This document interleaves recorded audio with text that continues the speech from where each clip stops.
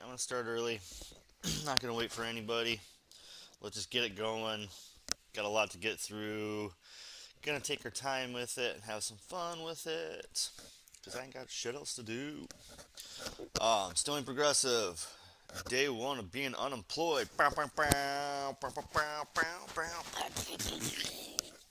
Uh, yeah, so I got time on my hands.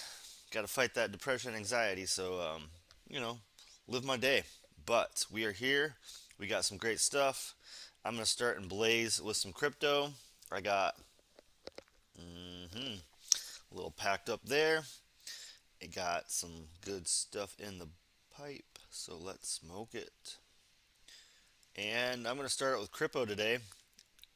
Haven't said hi to George in a while. So we're going to start out with a little crypto. I got like the first 9 minutes, 9.5 minutes, so like 8.5 minutes that we'll watch of this, and then we'll move on to some news. As far as investments, I am not an expert. You should never listen to my advice because I don't. My advice is just a layman. Um, but I do. I am a political and news junkie. So that being said, what I am taking from this current market is that there might be a bottom out coming pretty soon. So maybe not investing a lot of capital into long-term investments. I would invest in things that you might need soon because the cost of things like pantry items might be skyrocketing this summer to fall. So stock your pantry, stock your dry goods, and then wait for the crash and then buy up in the crash. There'll be a big dip with gold. There'll be a bit, not gold maybe, but there'll be a big dip with crypto, and there'll be a big dip in the stock market. I think in the future, and except for the weapons contractors, they'll always be killing it, right? They're gonna be killing it. And I got a new chair, so we're gonna play some swiveling games tonight. See how it goes. See if I can last. I got some more endurance with this new chair. But let's start out blazing and listen to some crypto news. Uh, I I uh, I cannot confirm or deny that I've spoken to Chris Larson recently. He may or may not be doing an interview with me on this channel. You'll just have to wait and see. All right, moving on. So looking at Bitcoin, obviously after yesterday, it's holding steady around 41,000, a little bit under 41,000, but you could see it's been All right. making good progress upwards, right? So we are at around 41,000. The entire market cap has come up a little bit more since last night, and Bitcoin dominance have dropped. This always happens. Bitcoin leads the way, and then the retail investors, they get a little bit more comfortable. Then they put their money into altcoins, and now you're seeing altcoins come up a little bit more today, like Ethereum, back above 2,800, and several others like Avalanche. That's why I have to talk about Avalanche, up 12% today.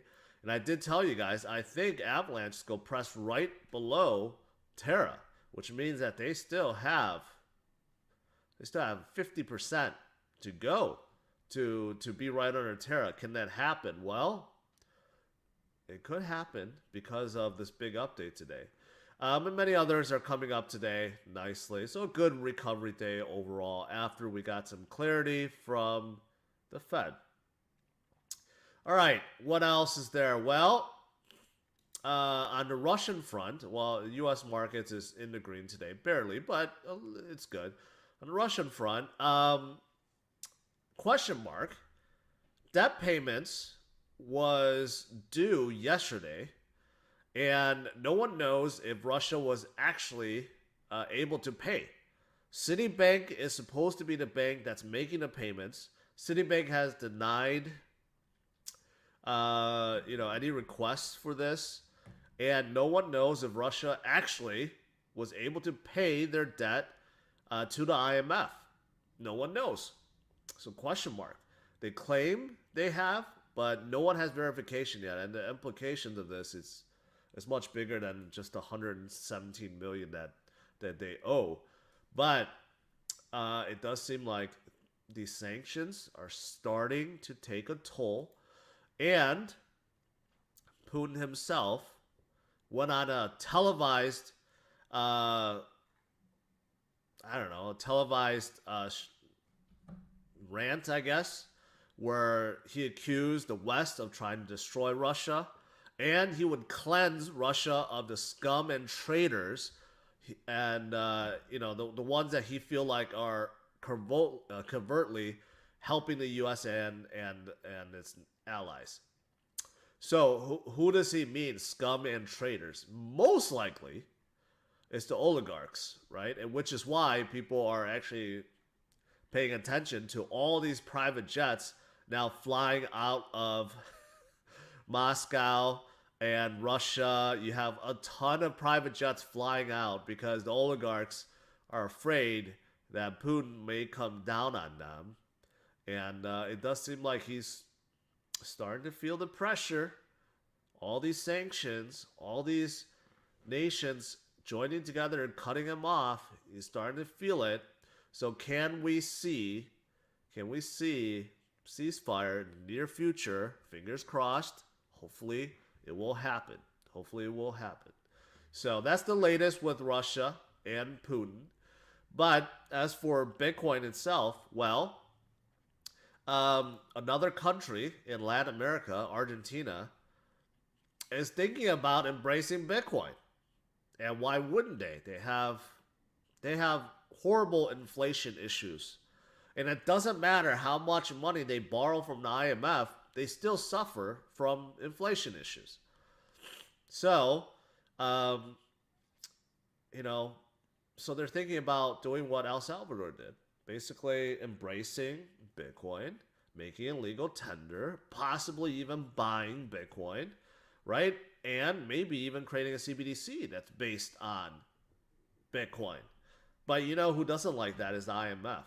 The IMF doesn't want to lose their control over countries, especially ones that they feel like will continue to borrow money from them and basically keep them chained up, right? So IMF asking Argentina, don't do it, just like they kept asking El Salvador, don't do Big appetite, little flash, and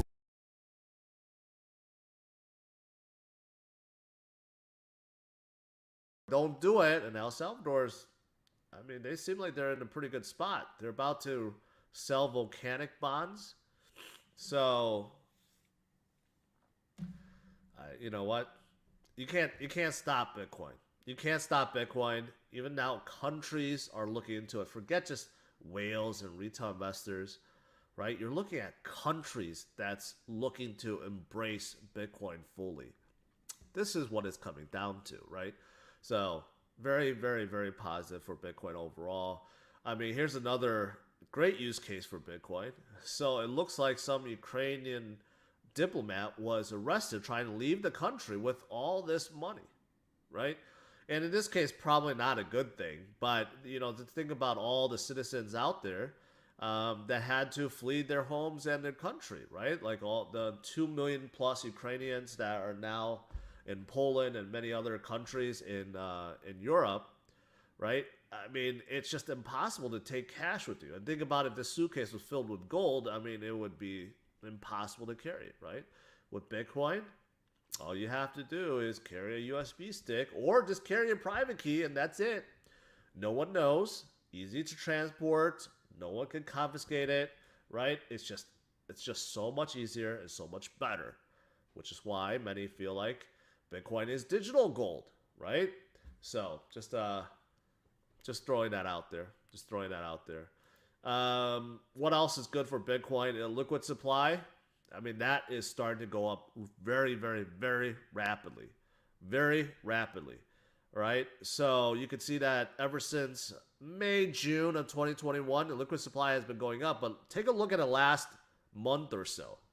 That is a dramatic rise, right, with the liquid supply. And that's because we have dramatic buying of Bitcoin going on right now.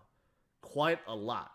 Quite a lot of Bitcoin is being bought on exchanges like Coinbase and being removed. That is why a liquid supply is starting to shoot up. And this is going to add to something, right? This is going to add up.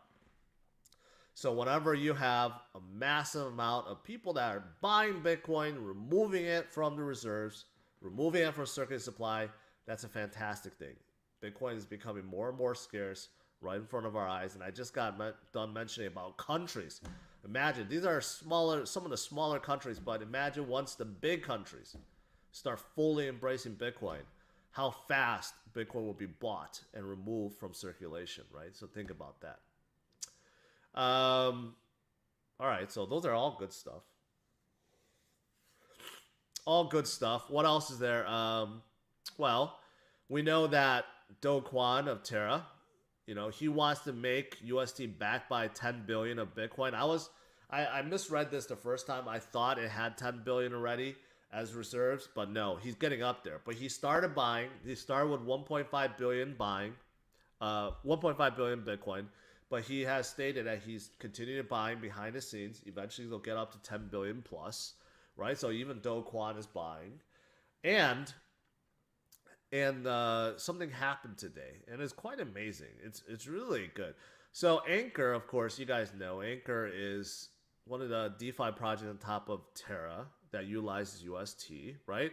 They have just enabled their bridge, so now they can be used on multiple chains, starting with Avalanche, which is why Avalanche is up in a big way now, right?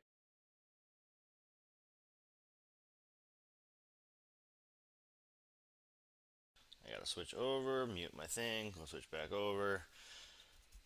I need new headphones and new mic, guys, but not gonna happen right now. I got plenty of time to stream, no money to buy things to increase the stream quality. My apologies. But yeah, today was the first day that I'm officially unemployed. Sitting here. But I'm not drinking at the moment, but I do have the Dublin shirt on. Dublin. Showing the Irish pride. I'm not Irish, I'm a German mutt.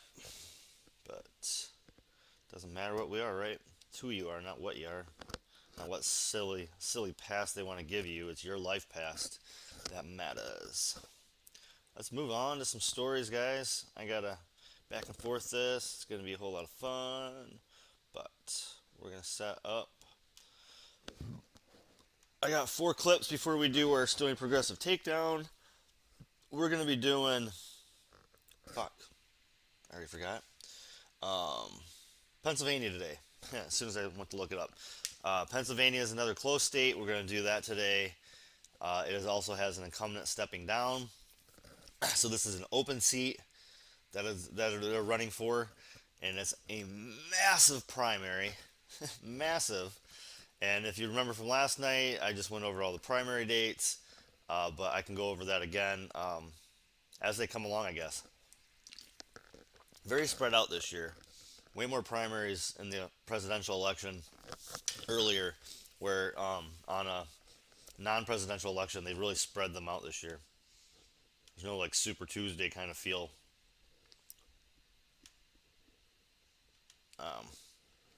So yeah, I got 4 clips I want to do.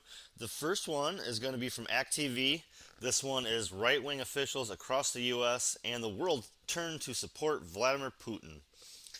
ActTV is kind of like, I don't know, I would put them a touch left of maybe Democracy Now! Or something. So they're left, but they're not like Stoney progressive left, if that makes sense. And I'm gonna mute myself while we watch this and click back and forth and talk because like I said, my speakers and I'm trying to stop up with the trying to cut out all the back noise because my microphone is so sensitive, but my headphones don't block a ton of noise. I need better headphones and a microphone. And I'm thinking about, buying some secondhand, maybe looking into that this week after I do my taxes. Let's see what I get from Uncle Sam, how much they escaped from me. But let's get on some news, and I'm gonna mute up.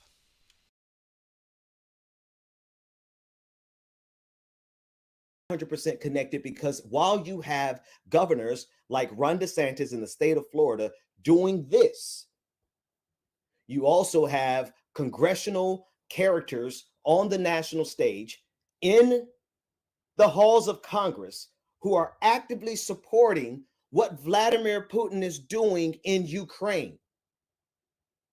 It is a two-tiered effort that is going on in this country, on this planet right now. Vladimir Putin is trying to change the global order. We discussed yesterday with Dr. Carl Mack where Xi Jinping is and where China is in all this. And as it stands right now, it appears as if China is going to stand by and allow Vladimir Putin the opportunity to change the world order. Well, folks, listen, I need you to hear this very clearly. What happened in Ukraine is not impossible from happening in other countries. And don't think for a second that the people in power in this country love America so much that they will stand against Vladimir Putin. Quite the contrary. They have shown that they hate blackness so much. They absolutely hate the idea of wokeness, which is a boogeyman of their own creation. You shouldn't be saying woke in the first place. White people saying woke is like anathema. Like, well, why? Why? Just leave it alone. But they hate the idea of wokeness so much that they're literally willing to turn this government over, this country over to Vladimir Putin, as evidenced by Steve Bannon. David, if you can't find it, it's on my timeline from about 2 weeks ago before I disappeared. Steve Bannon, who was one of the chief advisors to Donald Trump. Donald Trump himself, forget it, Steve Bannon. Donald Trump himself supporting what's happening in Ukraine, what Vladimir Putin is doing, right? You have Republicans who are supporting it openly, saying that applauding him. This is what else you have.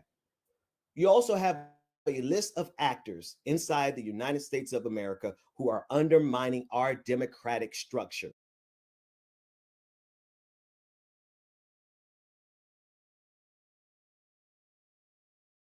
He just said the word actor, ironically, right when they showed Ukraine's president, who is a fucking actor, who was an actor that was on a show about being a president, who's on an actor about a show being about a president that was funded by a billionaire, who was then who started a party who was funded by that same billionaire and ran a campaign funded by that billionaire.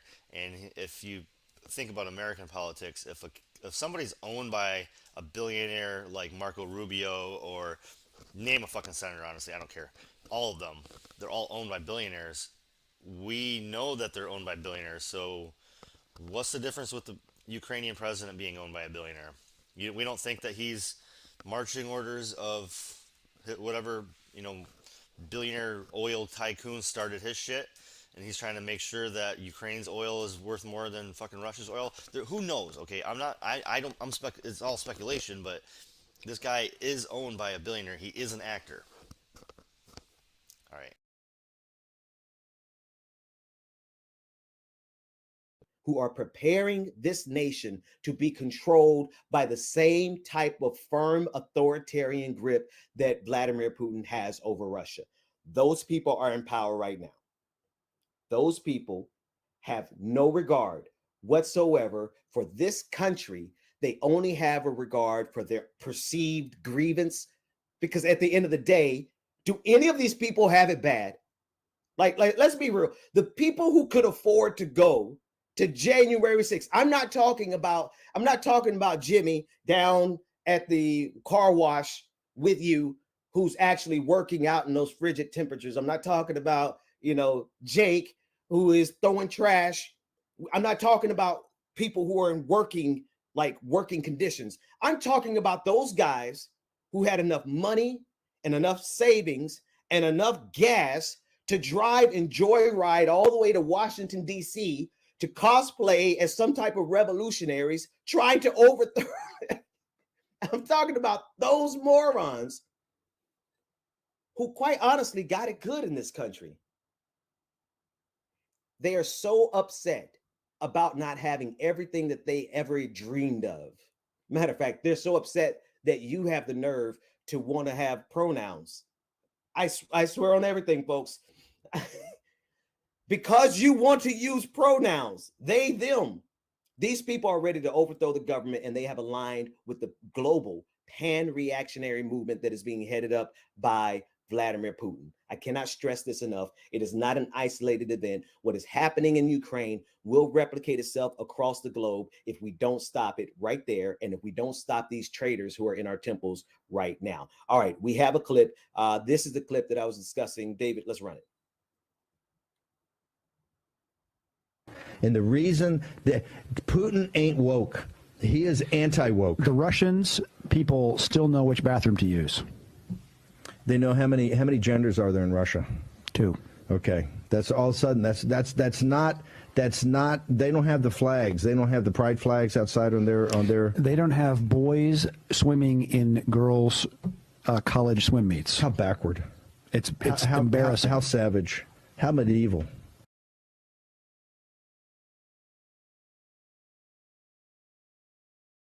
You know what's pretty fucking backward is that we support a country that beheads 81 people in a fucking day, or that we support a country that just allowed women to drive like 2 years ago. Saudi Arabia just started letting women drive.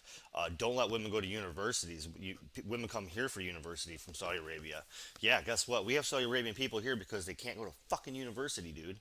But yeah, let's pile on. Let's pile on our own people on the left, because your golden era back in the 50s, like freaking I mean, we needed an entire rioting generation to correct the wrongs of the 50s, but you people want to go back to the 50s, so you're fucking idiots. So okay, yeah, let's try to get through this clip. Sorry.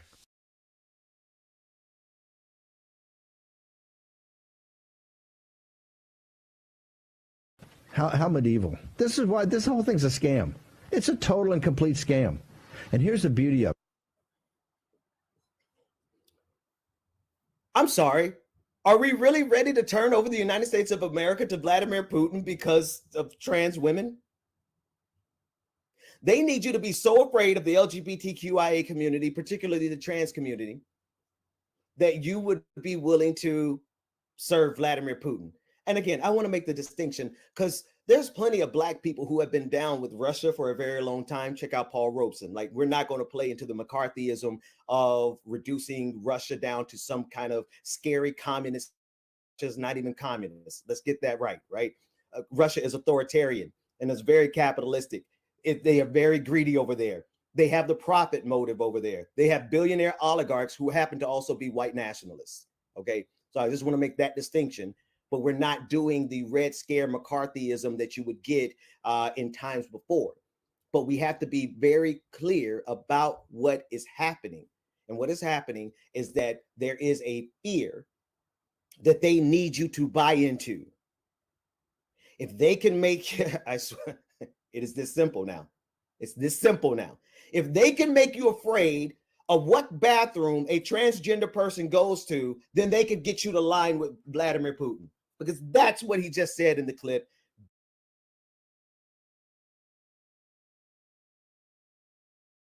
Yeah, I mean, that was I just did this last night where I had two Republican people that were trying to fear bait on two individual subjects, and they try to divide, and they try to invoke emotion on like one subject that they've banged to your fucking head, and they hope that you get like, yep, I'm ready, I'm emoted, and then you don't use logic, and it's just bullshit. And we need to, critical thinking.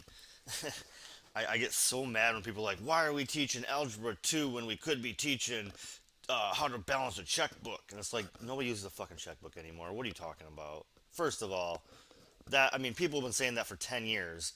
Like, I heard people saying that 10 years ago, and even 10 years ago, I was like, nobody uses a fucking checkbook. What are you talking about? You're out of date. I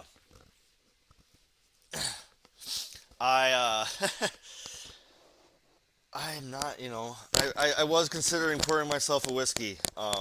As a bartender, I have drank plenty in my life, but my DJ Dad Jeans, yeah, my blood sugar nowadays, I don't drink often. My blood sugar crashes and it doesn't do well for me. So I will be having one before I go to bed for sure.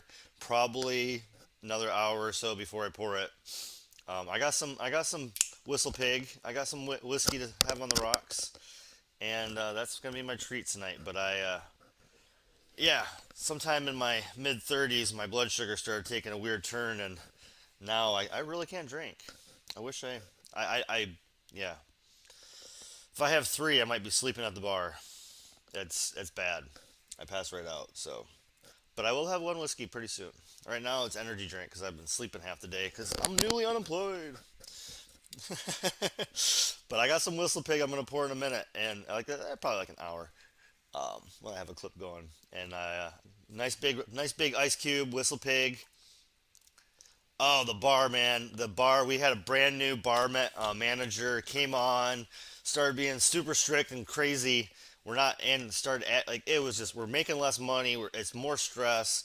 I put my 2 weeks in, and then he took me off the schedule. So I guess that's technically quitting, technically getting fired. I don't care, it doesn't matter. I got 6 weeks before I go to my North job. So I am gonna do my taxes, live off my tax return for a few, and stream more. So tomorrow I will be officially working on getting this to be a little better. Actually putting some time in. But it's a good thing I can read and enjoy Florida while I'm here before I have to go up. I usually work so much you don't really. People are like, "What do you do in Florida?" I'm like, "I work. I don't know, like bartend 6 days a week." But now I will be enjoying Florida, throwing some disc, getting some hikes in with the dog, and doing some more streaming.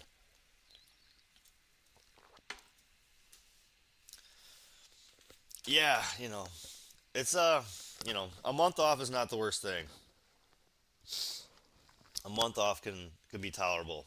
Good for the mental health. I can go up to my job up north and really step into it strong. Work hard.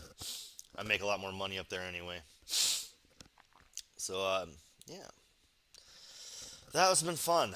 It's been they didn't even tell me they didn't put me back on the schedule. Like I thought I had a whole nother week to go, and last night I was sitting around waiting for my schedule, waiting for my schedule, waiting for my schedule. Nobody said shit, so eventually I texted one of my buddies and said, "Hey man, is the schedule out?" He's like, "Yeah, you're not on it. What's going on?" Like, fuck. Could use the one more week of income, but at the same time that place was stress. Wasn't making me happy. So we got today off. Tomorrow, Michigan State's basketball. It's the only sport I actually kind of care about, and I don't watch many games, so I'm gonna live stream that. That's gonna be fucking fun. I'm gonna get a little. I might have a second a drink or two for that too. Do beer so my blood sugar stays a little more mild. And yeah, that'll be fun tomorrow. Do some live stream sports, March Madness, a little Duke, a little Michigan State. And I used to live in North Carolina, live in Michigan in the summer, so I do care about a tiny bit of sports. It's the one distraction from Russia, Ukraine, Russia, Ukraine every day. Um, so let's move on to oh shit, Russia, Ukraine, and He's the highest paid employee in our federal government. we are gonna go to Jamarl Thomas. He was doing the show Fault Lines on Radio Sputnik, and he's been taken down because Radio Sputnik. So Radio Sputnik is not a thing at the moment. Not a thing at the time. So luckily he's still doing he's doing a stream, YouTube show, or yeah, streamed. So he's doing segment streams, I think. But he's a reasonable voice. He's definitely a Democrat, I would say, but he'd probably vote independent, Green Party. I haven't listened to him for more than a couple of years, so maybe only 3 years. So it's hard for me to completely gauge him that well. But I feel really shitty for the whole Sputnik thing. Fucking censorship right now is over the top, and so people that have been censored, like Lee Camp, like Jamarl Thomas, those who are on Sputnik, those who are on RT,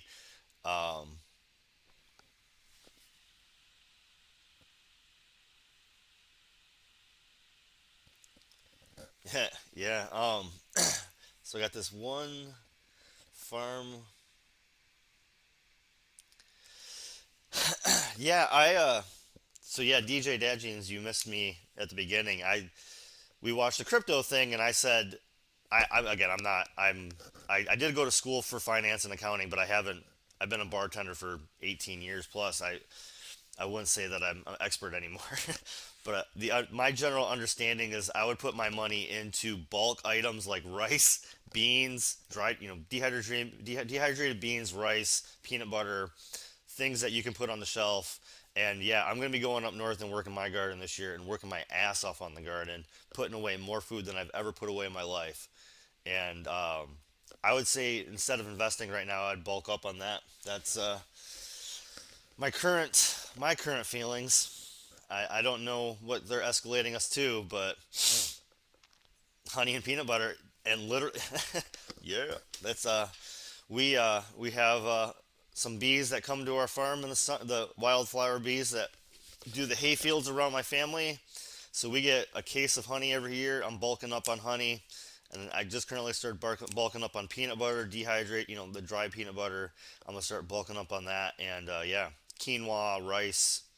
Those things last years. Dehydrated, dry black beans, dry pinto beans. Those things last years, and they're good for you. You can survive a long time on it. And yeah, it is that winter.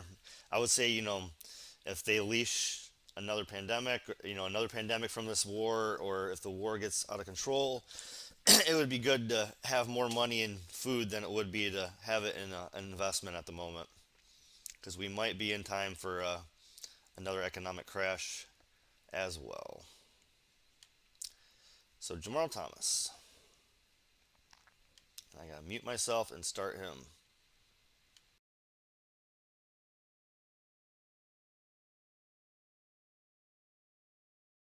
Why are we here? Why are we here?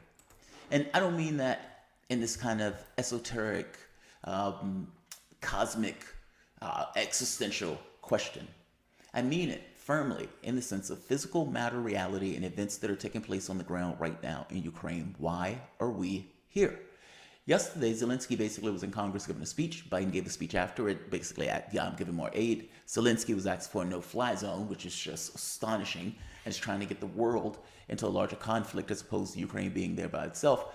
On some level, Zelensky, who initially I thought was a patsy, but as this kind of went on, you've heard me say over and over again, is this a situation where this is a win for various geopolitical actors who basically wants to get Russia bogged down into a conflict? Is it a win for those people?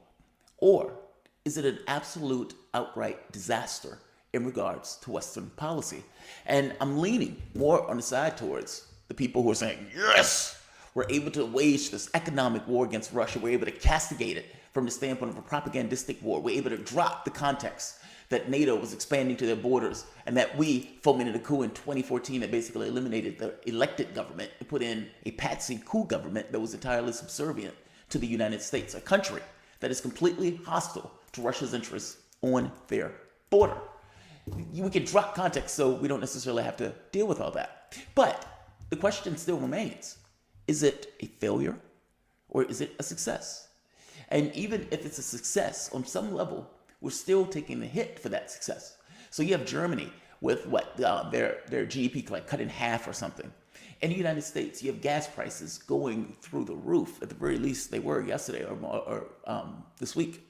Food prices are going to go through the roof. The shortages that have been taking place from the standpoint of supply chains will go through the roof. None of this was an act of God. All of it were issues of policy, and policies where they believed West had an advantage, and they wanted to press that advantage over a Russia that had basically collapsed after the Soviet Union fell. They were given assurances. Those assurances weren't lived up to. So if we're going to talk about this issue, at the very least, let's start there. I keep asking, like I say, is this a failure of Western policy or is it a success? The West entirely and fully understood that Ukraine was a red line. They got it all the way back 20 or so years ago. They got it. We will not move 1 inch to the east. And that statement was given because of the problems and concerns associated with this idea of a hostile military organization moving to the border. I am gonna check that out. I remember looking at that the nuclear circles of like of what is it, like 5 years after humankind gets taken out or whatever, then those the old reactors are going to probably explode and catch on fire. So there's only like a couple little corners of the planet that aren't going to get hit with nuclear fallout when that happens. Um, but I have not checked that out, so I am, and I'm getting a response on one of my.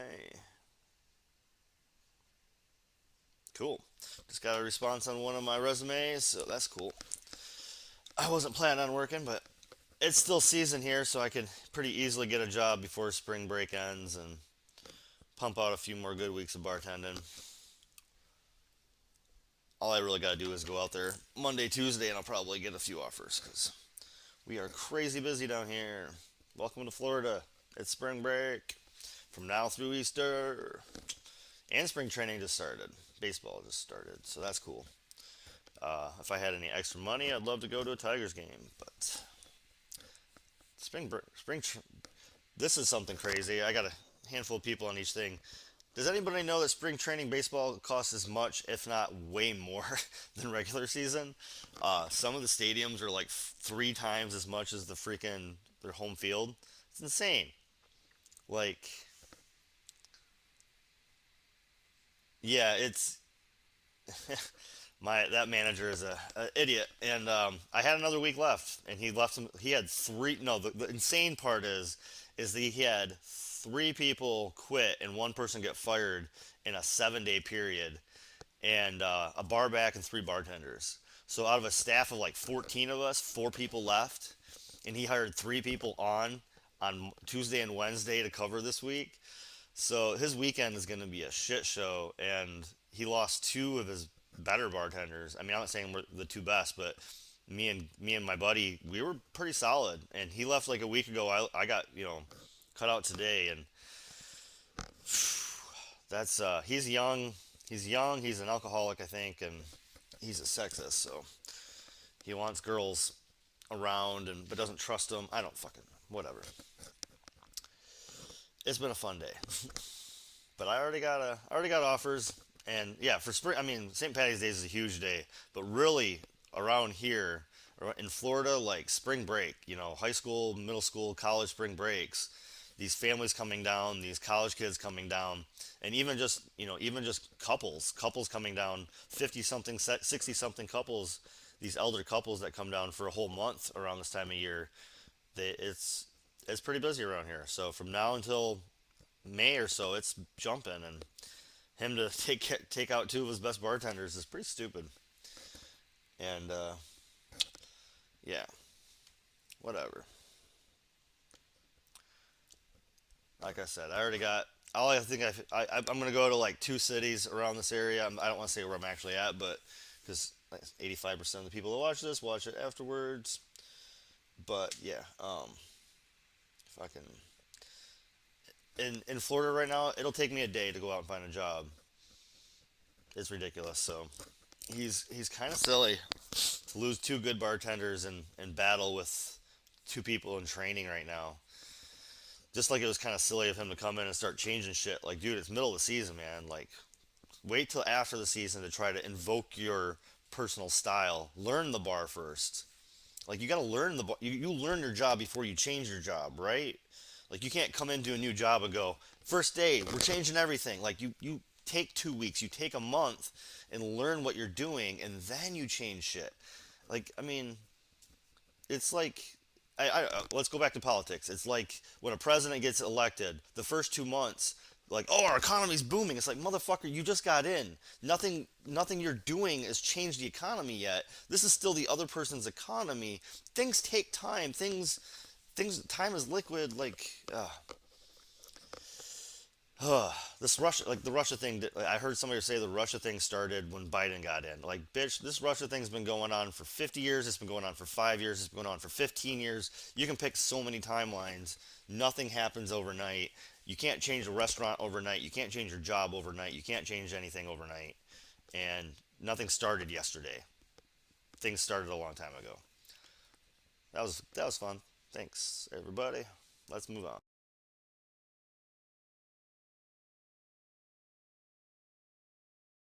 The country. And so, when I asked, was this planned or not, I think that's somewhat of a legitimate question. In Afghanistan, with the Mujahideen, for example, dragging Russia into a conflict that Russia didn't necessarily want to be in, giving them their Vietnam, a black eye, with the U.S. supplying weapons and whatnot to the Mujahideen. Let's forget for the moment that they eventually became Al Qaeda. But up to that point, that was considered a policy success. Well, what about this? William Burns wrote, even back in 2008, Russia feels encircled. There are ethnic tensions in Ukraine between people who want to be closer to Europe versus people who want to be closer to Russia. And if we are screwing with that, that can land that country into a civil war in which Russia would have to get involved, not necessarily wanting to. Which gets to my point.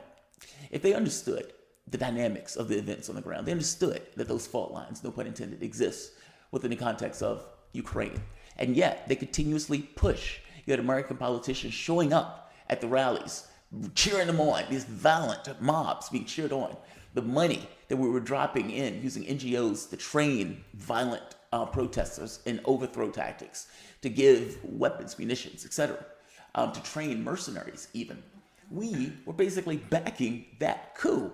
And when Viktor Yanukovych was basically taken out of office, well, at that point you had a far right-wing coup government that basically was going to take power and run the country. The People's Republic, Donetsk People's Republic, Luhansk, leaves. They voted to leave, so did Crimea. They're ethnic Russians, and they realize a far-right Nazi, at the very least, influenced, and definitely Nazis integrated into the military. And they were like, yeah, screw that. They voted to leave. Now, from a standpoint of Western policy, if your goal is to screw over Russia, congratulations. You put them in a Hobbes choice. And in the context of that Hobbes choice, where there was no good answers, either be encircled or get involved militarily, Russia chose security concerns. Would the West be willing to use Ukraine as a patsy in order to accomplish that objective? And my point would be, of course they would. Not just of course they would. The lives of the Ukrainians basically matter less than the accomplishment of foreign policy objectives. And my thought, and that's why I always said Zelensky is no hero. At the end of the day, I consider the guy somewhat of a dirtbag. He basically dragged his country into a war using assurances from NATO as his bolstering agent to believe that, oh, I don't have to implement the Minsk Accords. I don't have to do any of that stuff. I can just be closely aligned to the West and I will be okay. More to the point, was Zelensky in on it? Meaning, did Zelensky know what line he was basically crossing and that the West, I don't think he knew the West was going to leave him in a lurch, but did he fully understand what he was doing or what he wasn't doing meant? You must understand. I understand they say, oh, there are no Nazis in Ukraine. Look, let's dispel that right now. This guy, this is one of the groups that are in Ukraine, C-14. Here's a speech. Не тому, що ми хороші, як нам кажуть, нам допомагає Захід, бо вони хочуть нам блага, тому що ми виконуємо.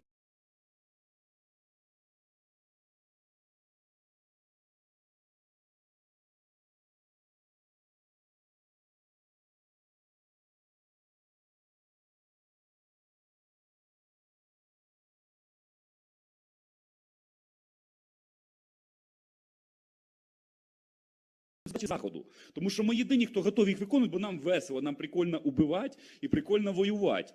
І вони думають, вау, давайте вже подивимося, що це буде. Тому виник цей новий альянс. These guys are basically a literal terrorist organization.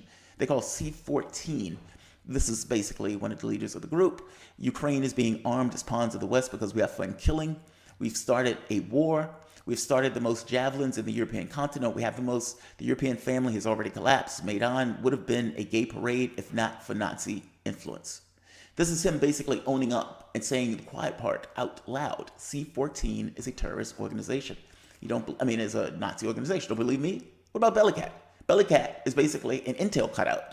Yes, It's still okay to call Ukraine the C-14 neo-Nazis. Even they are saying it.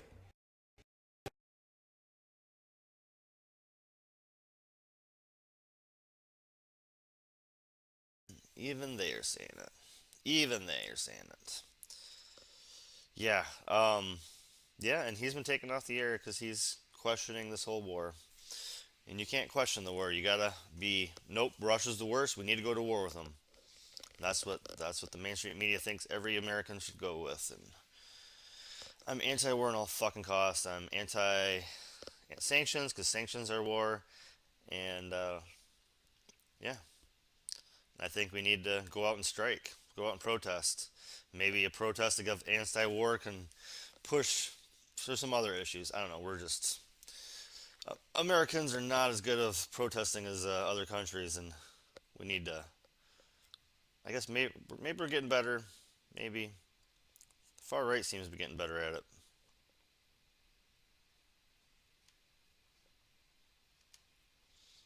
We got a couple more minutes. I'm gonna hang out here before we move on to the next one. Oh.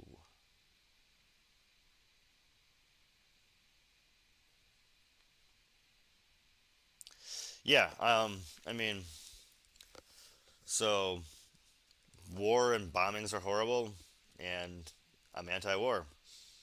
And also, fucking America is a gangster too, right? Like, we're both fucking.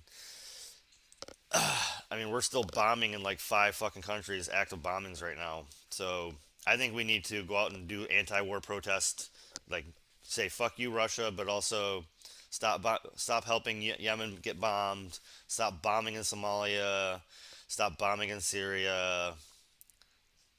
Like, I don't know. We need to stop this fucking the world of war.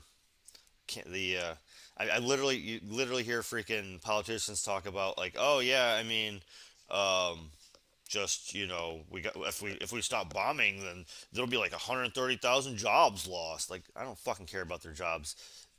The bombing needs to stop, not the worry about employment. That's, yeah, capitalism can suck it when it relies on bombs being dropped. Capitalism can suck it. And Russia's also the same way. Russia depends on, like, they're the second biggest weapons producer, if I'm not mistaken. Russia and China make like China makes the chips for our weapons and makes a ton of shit for our missiles, and Russia makes the second most amount of weapons outside of the United States. So guess who wants war? Our capitalist societies. Russia's capitalist society, our capitalist society. Is fucking gross. For profit, like, it's fucking gross. It's human life getting wasted.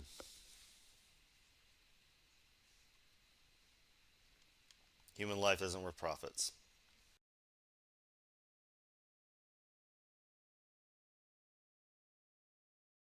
Right here. Here's another one. The guy who started it, Svoboda, is sitting here shaking hands with one Joe Biden. Joe Biden lovingly looking into the eye of a Nazi. Thank you, Ken, for his hard work at getting a lot of people killed in a violent coup in 2014. Even The Intercept have hit these stories. I mean, I can go through a list of articles that basically attest to this point about Nazis in Ukraine. The Azov Battalion, which functions as an armed wing of the broader Ukrainian white nationalist Azov movement, began with a volunteer anti-Russian militia before formally joining the Ukrainian National Guard in 2014. The regiment is known for its hardcore right-wing ultranationalism and its neo-Nazi ideology pervasive among its members. Though it has in recent years downplayed its neo-Nazi sympathies, the group affinities are not subtle. Azov soldiers march and train wearing uniforms bearing icons of the Third Reich. Its leadership has reportedly courted American alt-right and neo-Nazi elements. And in 2010, the battalion's first commander and a former Ukrainian parliamentarian, Andriy Beletsky, stated that Ukraine's national purpose was to lead the white race of the world in a final crusade against the Semite-led Übermenschen. Übermenschen. And of course, that's the German word for subhuman, to put it that much finer of a point on it. I don't care if Zelensky is Jewish. That has nothing to do with the point of whether or not you have Nazis that are in your government, and if those people are basically integrated into the military and even have sympathizers or outright people part of the political parties themselves in government. It holds sway.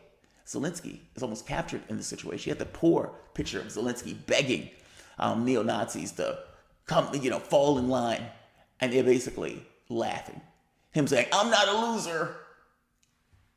Kind of are, bro. Kind of are. There are Nazis in Ukraine. That's the point that I'm trying to make. I can go through a list of articles attesting to it. Even going back to Viktor Yushchenko. Viktor Yushchenko ends up taking power in an orange revolution, basically a coup, because they weren't necessarily happy with the fact that the guy who actually won was Russian, around the Russian orbit. Yushchenko gets in office, fails miserably, and just before he leaves, puts in Stefan Bandera as hero of Ukraine. Stefan Bandera was a violent, bloodthirsty Nazi that killed Russian, Poles, and of course, Jews. That's the guy who they were giving the hero of Ukraine to. The next president that basically took power, it took 4 months for him to remove that particular icon. The point that I'm making is they are lying to you when they are saying there are no Nazis in Ukraine. It is as obvious as the face on your nose. I can show you flag burning ceremonies and everything else. The other part to this has to do with the fact that these guys are fanatical, or fanatics, especially in this notion of hating Russians. That's an important point. You put a fanatical right-wing government that hates Russians on the border of Russia and arming it to the teeth. Arming it to the teeth. Is Zelensky an idiot? And certainly, or does he, had to know that this was a provocation. And in knowing it was a provocation, still continued to go headlong into it.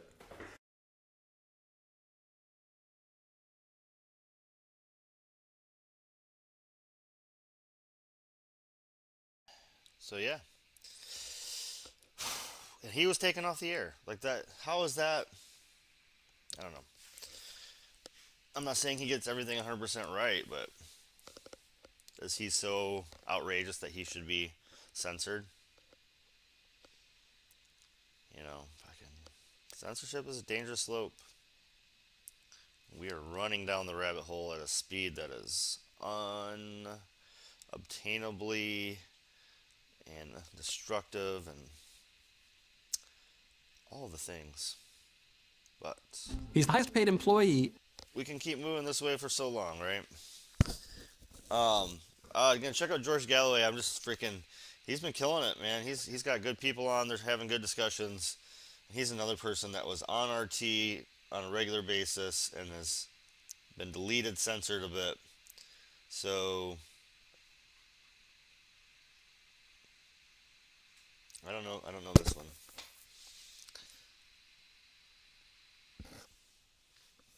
But yeah, when they get deleted, when you get censored, I'm going to show you more. I hope everybody checks out George Galloway. He's from Britain, ex-British, parliamentary. He's been in the news doing journalism since, and very reasonable. I'm glad you're joining us on Zoom now. First of all, it's great to see you again. And we mustn't lose touch. How has it been adjusting to the suddenness of the disappearance of RT America? George, it's interesting here in the United States. I never thought that we would have gotten all the support that we have.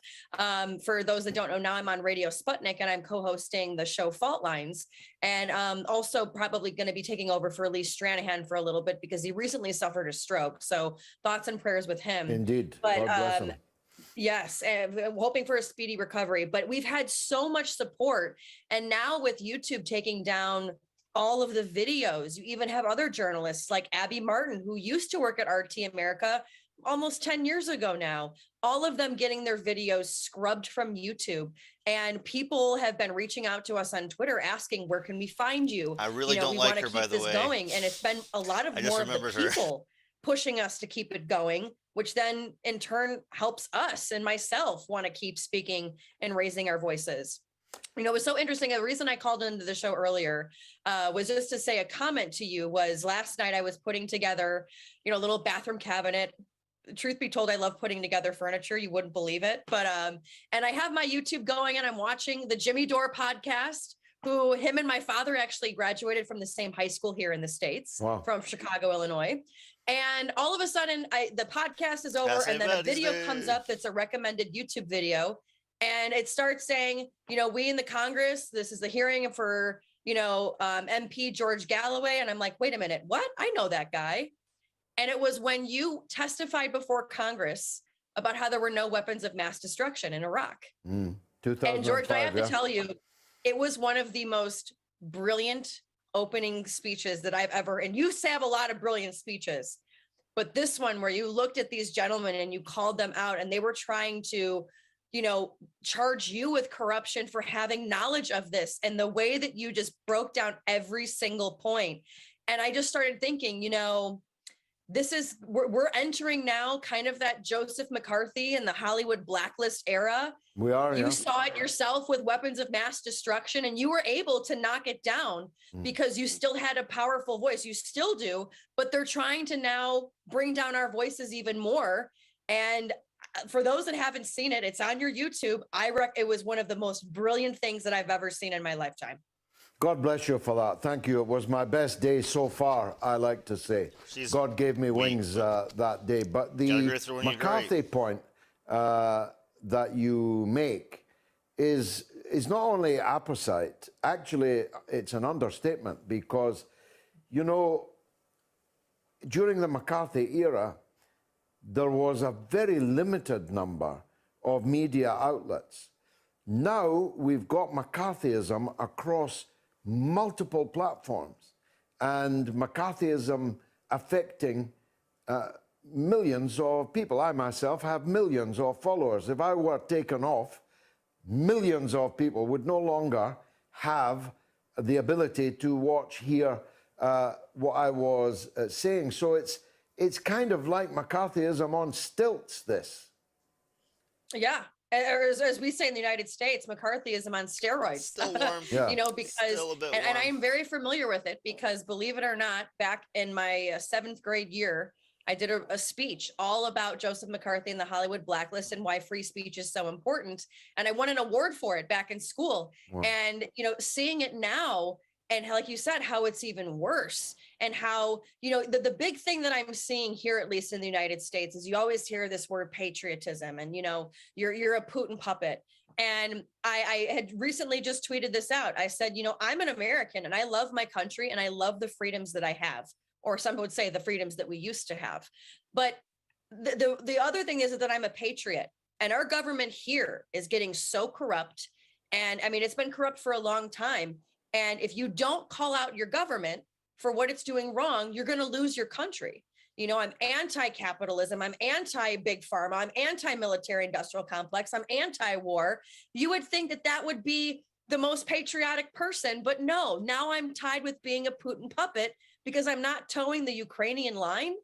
And again, a lot of Americans, I think, it's just being ingrained in their head. That one divisive issue. If you're not with Ukraine, then you're with Russia and you're a bad person. And there's nothing wrong with questioning your government. I had a great religion teacher growing up who said you should always question 2 things: your government and your religion. And if they question and push you back, then you're probably in a cult or in a really bad government. Question everything. That's actually quite brilliant. So how do people watch you now? They can hear you on your Sputnik radio, but are you also on some of the other platforms? Right. YouTube, everything is fair and balanced. You have Twitter on fair and balanced. And then the other thing is everybody's pushing to Odyssey. That's the next big one where everybody's going. And they're saying that it's free speech there, but who knows how long that will last. But the point is that the fact that it's like every week something is getting taken down, or they keep moving the goalpost more and more and more. Well, you mentioned our former colleague, Abby Martin, who actually left RT in protest at the 2014 events in Ukraine, never mind the 2022 events. So she could in no circumstances be described as a Putin puppet. But she is a magnificent journalist with a huge following, and she made 550 editions of Breaking the Set, I think it was called. Groundbreaking reportage on America, a real history of modern America on screen. and it's just all been wiped out. They literally deleted it, like throwing books on a fire. Right. And this company, Odyssey, is actually working directly with her to get a lot of those episodes back. They're working with us at Radio Sputnik to try to get our Fault Line show back. But again, it's just scary how quickly, you know, I believe it was, we had a guest on the show last Friday who said, you know, I believe it was, he said, Benito Mussolini said that, you know, fascism can also be called corporatism. And when you have it, like my friend Jimmy Dore said, when you have big pharma, the military industrial complex, and big tech all in control of everything, and just with the push of a button, all of your hard work can go. That to me sounds like fascism. Yeah, I agree. You agree with her on censorship. Don't have to agree with her on everything. Alright. So this one, we're going to a little something different. Censorship, Ukraine, right? There's more to talk about than just Ukraine and Russia. Luckily, there's a few things to talk about. There's always a few things to talk about. So this was from yesterday. Japan struck with a magnitude 7.3 earthquake. There was worries about tsunamis all in the area. And so this was pretty freaking important at the moment. But it doesn't, you know, nothing cracks that #1 story hyperfocus that the mainstream media does. Nothing can get past that hyperfocus. So the biggest story on the planet could be something else, but we hyperfocus on one thing. And even though we're going to keep hitting that subject, we're not going to hyperfocus on it. Me and the people who send me articles. A few moderators. A few moderator producer types for me. Let us all that we can to build a better future. Heartlands Media. We check them out at a least magnitude once a week, right? 7.3 earthquake struck off Japan's northeast They do actual coast journalism late Wednesday night. The meteorological agency has issued a tsunami advisory for the prefectures of Fukushima, Miyagi. I want everyone to understand, disaster at Fukushima been contained, but it's still an ongoing, very real threat, especially towards the environment and the people of Japan. The quake struck at 11:36 p.m. and the maximum intensity of 6+ on Japan's seismic scale of 0 to 7.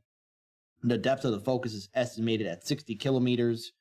Tremors were felt across wide areas of eastern Japan. A tsunami of 1 meter high is expected to hit coastal areas. Waves up to 20 centimeters have already been reported at Ishigaki port in Miyagi Prefecture. Meteorological agency officials are calling on people in affected areas to stay away from the coast. Municipalities along the Pacific coast and Miyagi Prefecture have issued evacuation orders to residents and set up shelters. The quake rig triggered blackouts and disrupted train services in wide areas, including greater Tokyo area. So with this earthquake that has impacted Japan, pretty severe. I've been seeing on social media a lot of people saying that this was the largest earthquake they have dealt with in a very long time.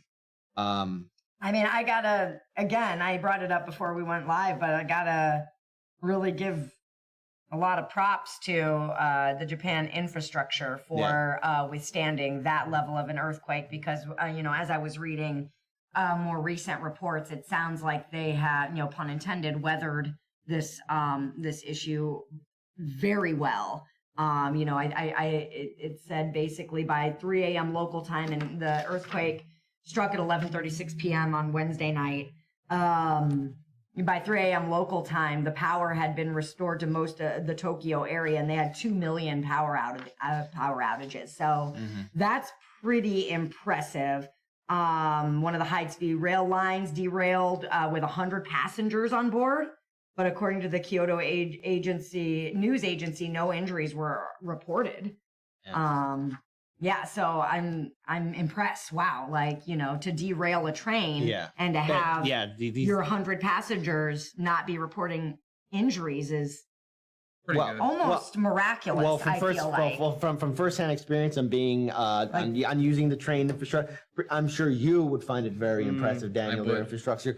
But these trains are freaking superior to anything we got here. So that is you a trainist? That sounds very right wing. Yeah. You know what? I am. Hey, go ahead. Cancel me.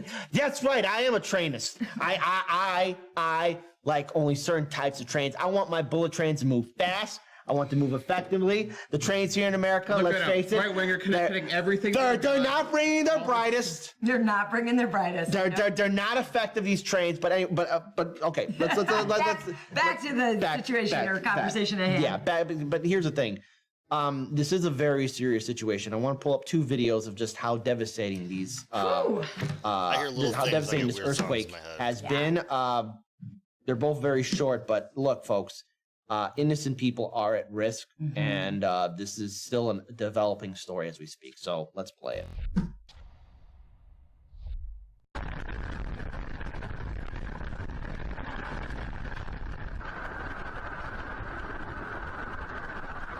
What do you suppose those lights are in the background? The power plants. Really? Okay, just okay.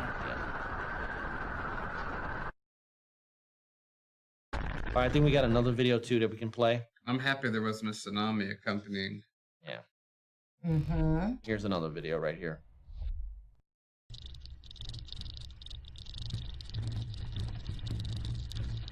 I hope everyone's gonna be okay. Because even the area that was, another area that was impacted is Fukushima, and they're still, it's not good. Yeah, I had read reports that the nuclear regulator from preliminary information indicates no abnormalities. At this point in time, yes.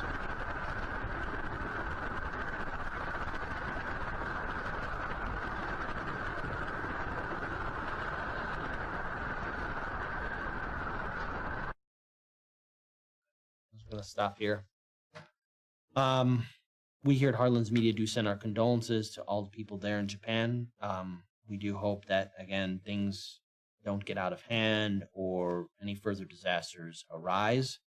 But this is something that we need to keep an eye on because it's still a developing story. But we felt we needed to talk about it because, let's face it, in this maddening world where everything's being focused on this ridiculous war and so much else, we got to remember that the world, there's still other breaking stories that are happening. And the story in Japan, especially with this massive earthquake, it is something that's very real, and we do have to talk about it. So I'm looking just at what's available right now, and so far there's only 1 death and a couple under 100 people injured because of ABC from 2 hours ago. And I'm also looking that there was a larger earthquake in 2011 that had a tsunami coming. It does look like there's no tsunami threat, which is the real issue with these. That's right. So it apparently was 36 miles under either under the sea or in the earth. I mean, obviously, but pretty intense. That was some crazy quaking. I've never been in a big earthquake. I've only ever been right, and also in California during a small one. I've only been through like 2 small earthquakes when I was visiting Japan back in 2020, but one of our moderators, Edward Heller, who's also a co-host on Chicago Corner, just sent me another link saying tsunami advisory lifted for northeastern Japan. So that is some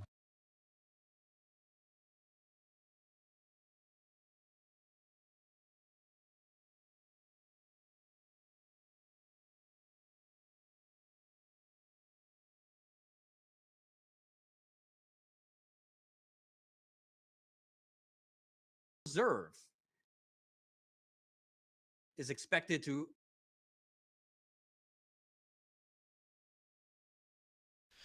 All right, guys, we're gonna do one more story before I do my Stoney progressive takedown. Yeah, so do one more clip before we do that, and then after that, we're gonna talk about Disney. We're gonna talk about the protests of the week, and I think that's all. Not that that's gonna be quick. Disney is a lot. Disney is a lot today. So I got a lot of clips, and we're going back. We're going back old school. We're going back. Yeah. One more clip for news before we go into our Stoney Progressive Takedown, though. And we're going to go to Status Coup with Jordan Jaron talking about the U.S. raising its tax rates to counter inflation, while also claiming one reason is to boost profits for oil companies. It's oil subsidies for me and cold hard capitalism for thee is the name of his clip. It's about 12 minutes long. I think I wanted to get through, if I remember, about 8 or 9 minutes is where I kind of lost my attention span last time. So we will go that far. Before we do our Stoney Progressive Takedown, my whiskey's cracking. That means the drink is ready to settle in, and I am ready to have a sip. Let's get this going. Increase rates for interest rates this week. Let read a little bit. The Federal Reserve is expected to raise rates Wednesday, tomorrow, as they look to contain soaring inflation.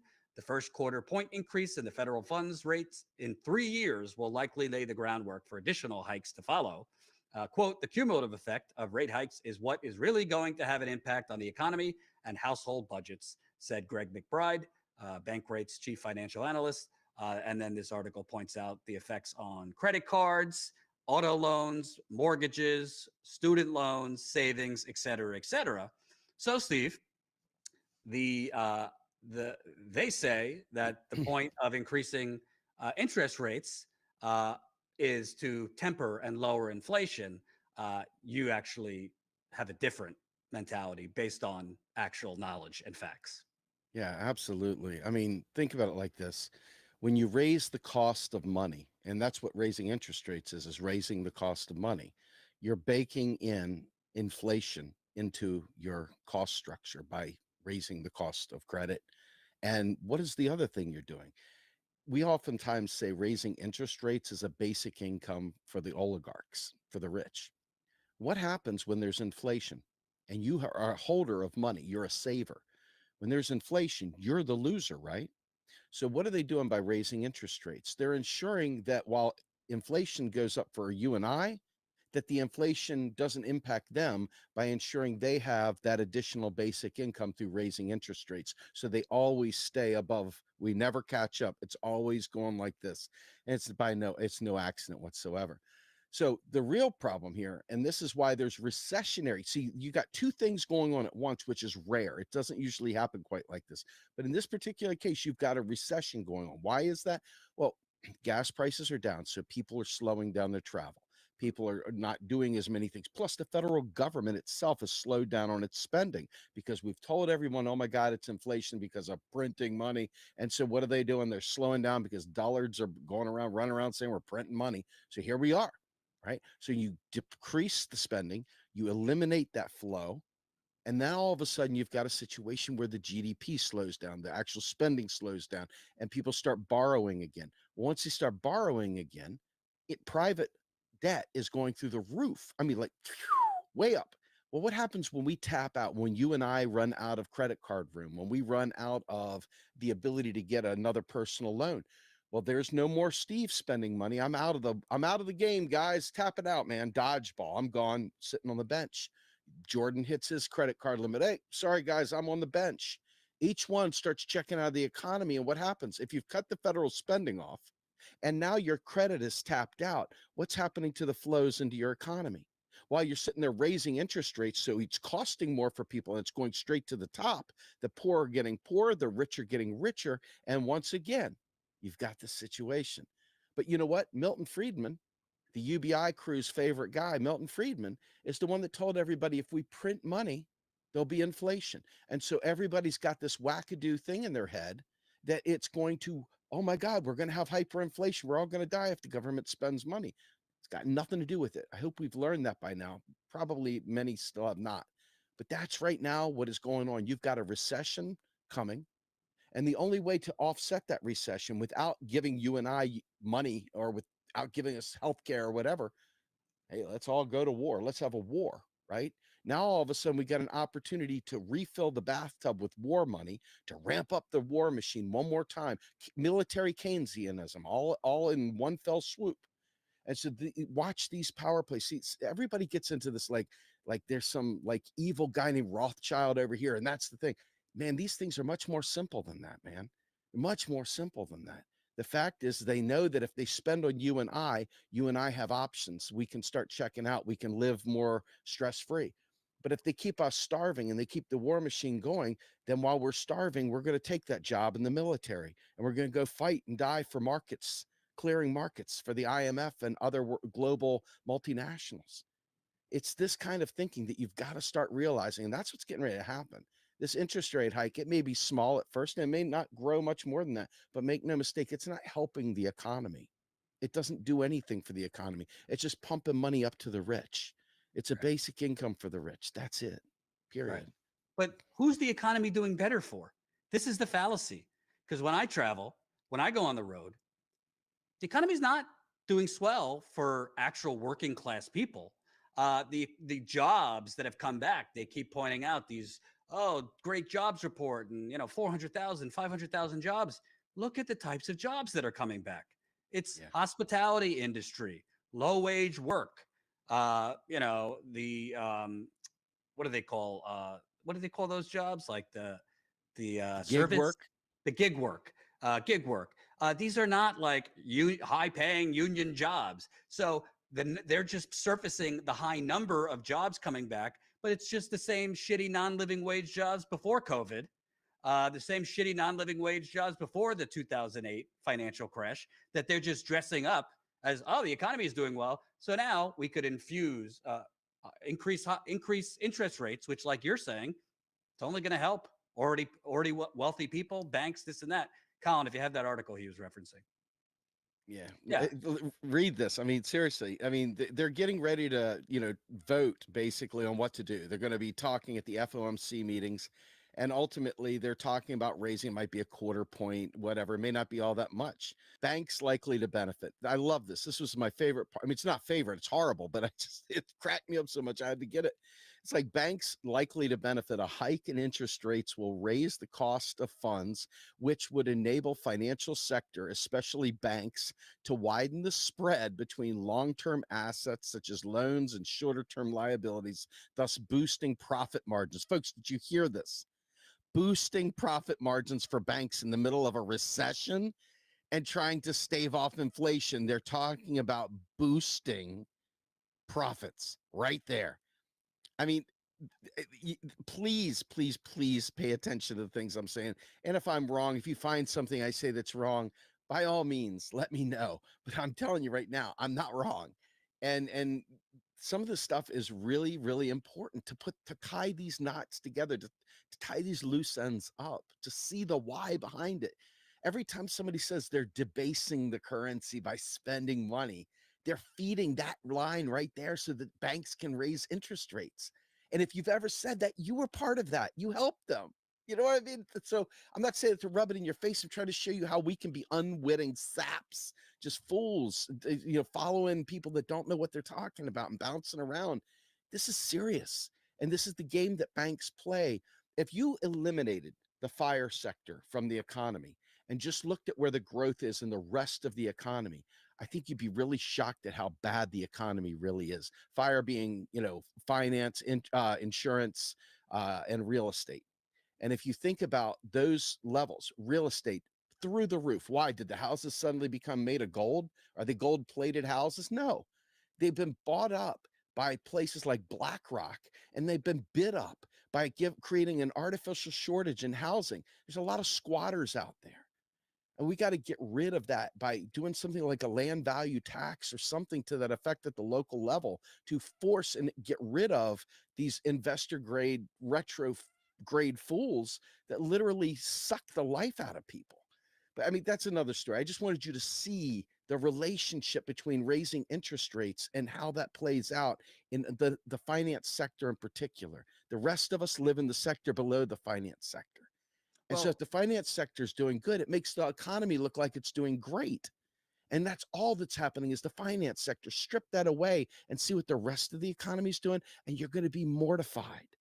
Well, also, the argument for raising interest rates is to combat inflation.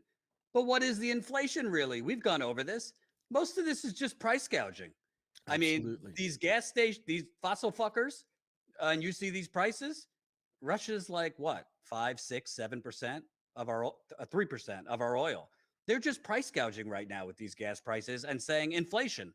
Same thing before the gas prices went up, when food prices went up, and all these things went up. A Profits lot of it, up. a lot of it is price gouging, and I don't typically credit her, but we talked about this. Elizabeth Warren cornered Jerome Powell, the head of the Fed, and got him to admit, yeah, well, because they can. There's nothing we could do because they can. So the Fed is going to raise interest rates to combat inflation when this inflation is mostly these corporations, because they can, price gouging people. It's just insane. And the rich asset bubbling their ass off at the top while they speculate on properties because, man, when you've got everything, what do you want to do? You want to go to the casino and gamble. And so that's what these folks do. They invest in properties, they invest in baseball cards, they invest in whatever they keep saying. whatever. Like, yep. You know, rare eggs from Russia right before they get blown up in a war. Right now. I mean, they're out there doing whatever it is that rich people do to enjoy life on a life that we will never understand. And while they're sitting there sucking the life out of each of us, they're oblivious up above stratosphere, just doing things that I don't even know what. I mean, it's just.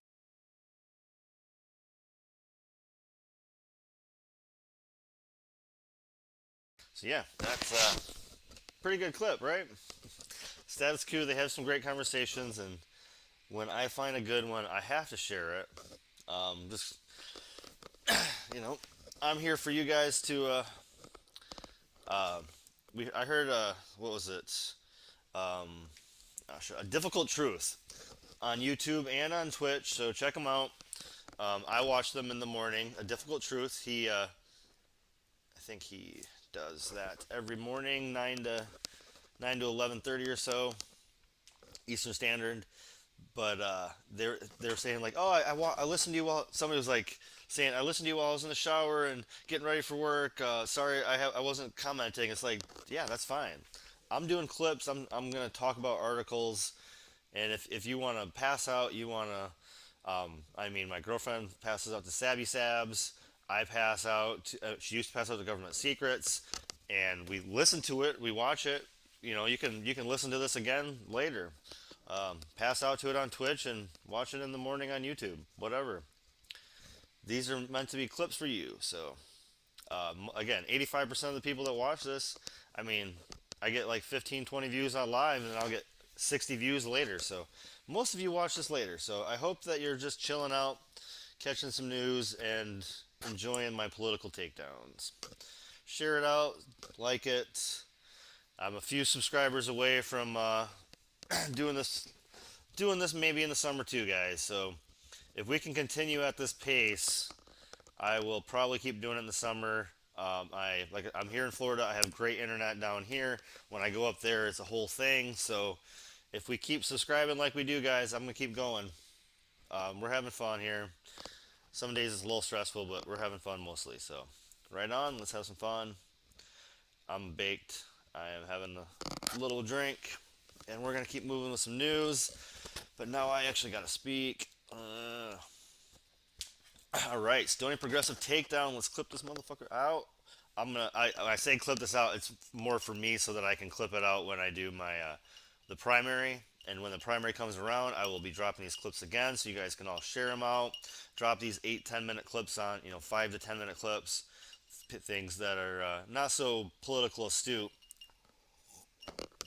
I know anybody joining me here on Twitch or YouTube are probably political junkies like myself. If you're going to listen to this long of politics, even the 15-20 minutes that I average people listen to me.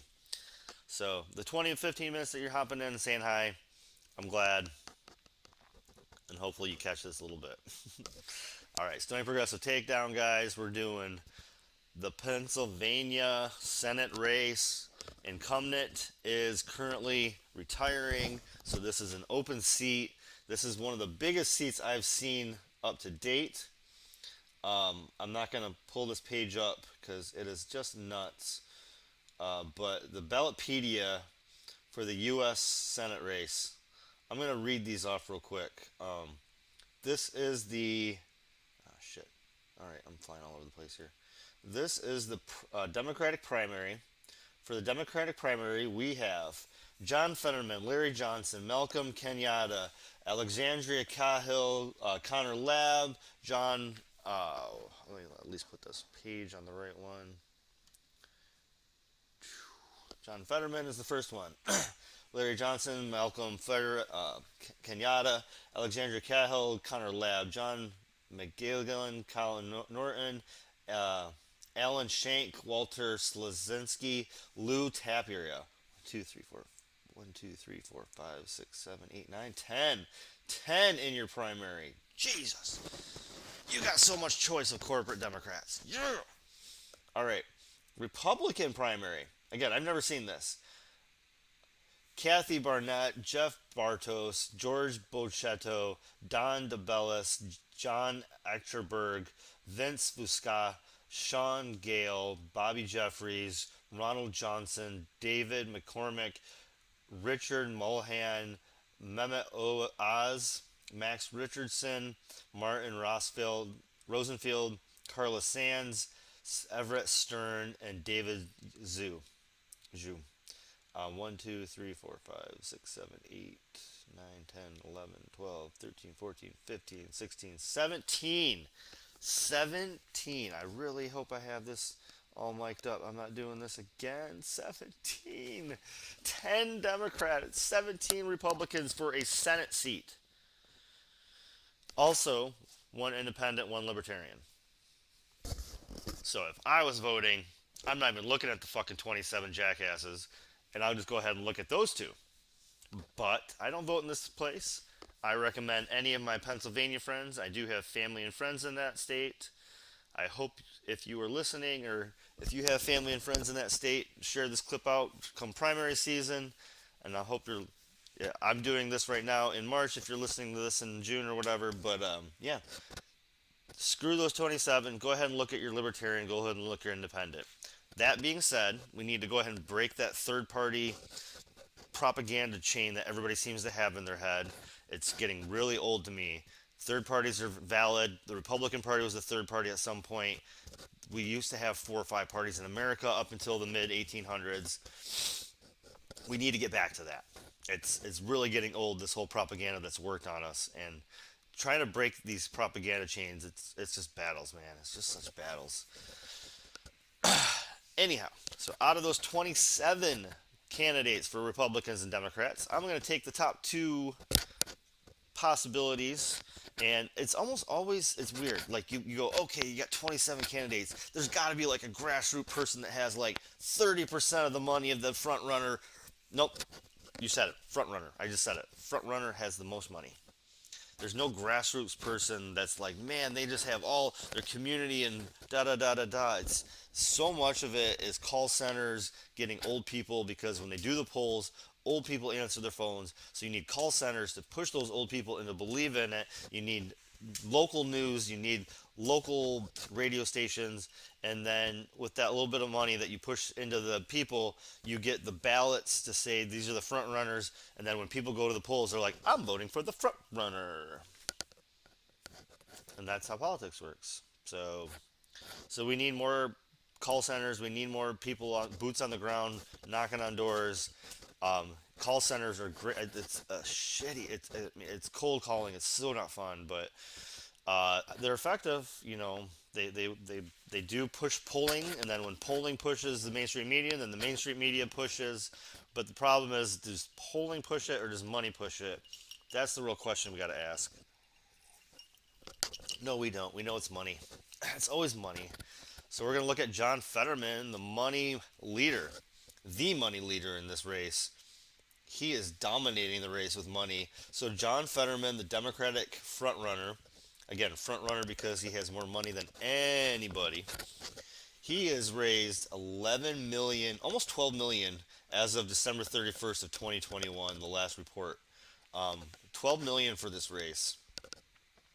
Spent 7 million almost, and has 5 million still on hand. So he is by far, let me say that by far, because second is 5.8 million, third is 4.2 million, 3.9, 3.3, 1.5, 1.2, and then just trails right out to nothing.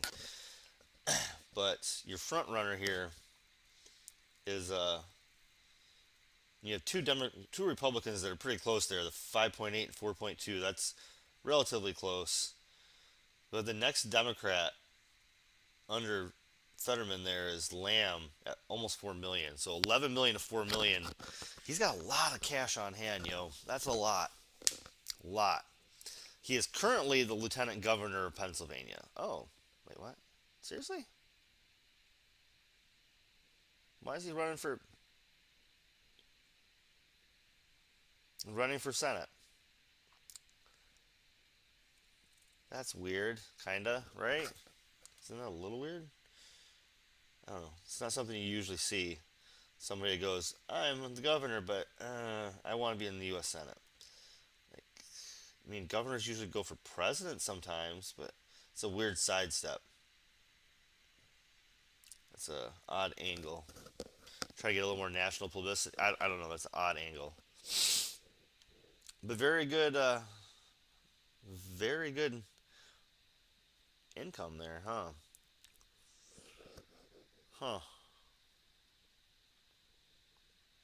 Won the lieutenant governor pretty well, 58 to 42, and took that primary pretty solidly. So one-term governor and now going for Senate. It's a touch odd. When we look at John Fetterman again, this one is going to be 11.8 million. Like I said, my other source had him at 11.94, so probably taking like a month apart. It's not that uncommon for that to happen.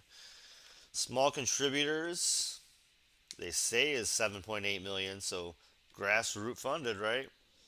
But and then PACs are only just a touch of money, just a touch. No self-funding, negative 45,000 to something. That's weird. Oh. Wait, what? Out of the small funding, it's only a 98%. That doesn't even make that money doesn't even make sense. See, I like it when they're actually when they're actually already in Congress. You can see their money very well diagrammed. When they're not in Congress yet, it's a little bit of a battle to find everything. But 11 million for this campaign is a lot. That's an insane amount. That is not all small donations less than 200. No, that's bullshit. That is bullshit. I guarantee you that's not the situation. From one state like that. But I shouldn't assume, right? Let's check them out. We'll be talking with some political figures who, by any measure, stand out in the crowd. To begin, Sunday morning contributor Mark Whitaker catches up with Pennsylvania Lieutenant Governor John Fetterman. You've described yourself as Governor Wolf's anger translator. Yeah. What do you mean by that? Well, just look at me. the contrast between myself and the governor is almost comical, when we're standing next to each other. At 6'8", John Fetterman, the Lieutenant Governor of Pennsylvania, looms tall both in person and in politics. The Senate will now come to order. The president can sue a ham sandwich. He can send 1,000 lawyers to Pennsylvania. The 51-year-old Democrat gained national attention. Lieutenant Governor Stone Cold is absolutely right. For his brash and cutting defense of Pennsylvania's vote against false claims of fraud. All they have is lies. They've had over 3 weeks now to come up with anything concrete. Especially on Twitter, where he's even more outspoken. Getting on Twitter every morning is like starting the day with a dog turd and motor oil smoothie. It's horrible. You gotta form that phalanx and push back against that. And I do that in a way that mixes kind of humor and mockery with cold hard facts. One cold hard fact is that John Fetterman is a blunt-talking, self-described progressive intent on also breaking through with swing voters in the Rust Belt. His pet issues include a higher minimum wage. If you believe that a human being should toil for $7.25 an hour, vote for the other person.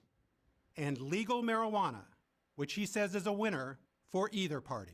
You called it a political bazooka. Yeah, they're arguing over these small wedge issues when they're leaving the bazooka of legal weed, they're on the table for the other side to grab. Like South Dakota, arguably the most conservative state in our country, voted for legal weed straight up and down on the ballot. In a state that has, a severe opioid problem, why you're talking about legalizing another drug? Because it's not a drug, it's a plant.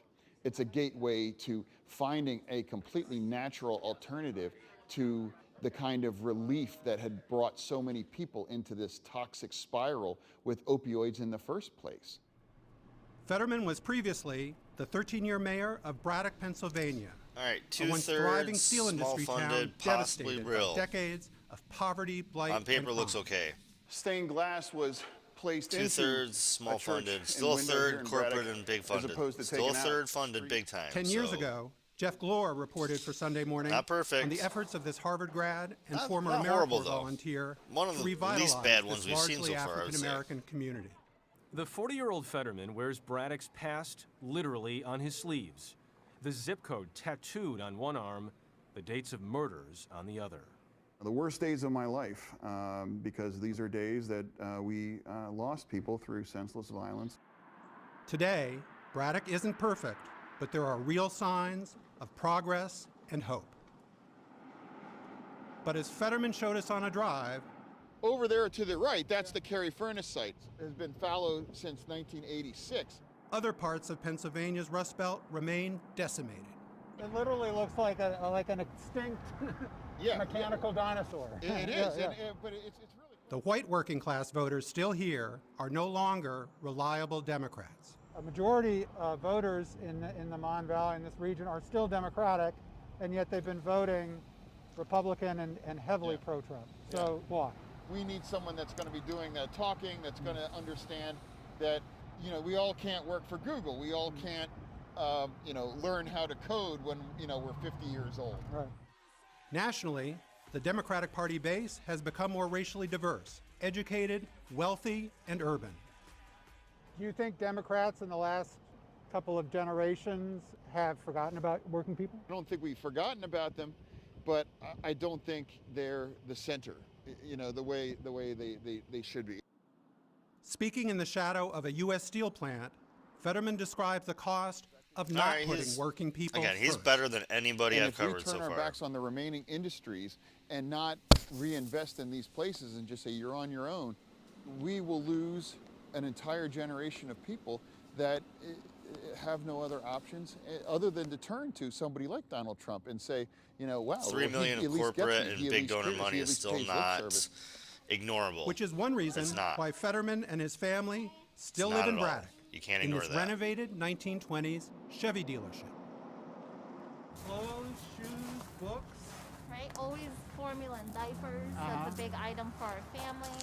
His wife Giselle runs a charity known simply as the Free Store. We can look for some books together.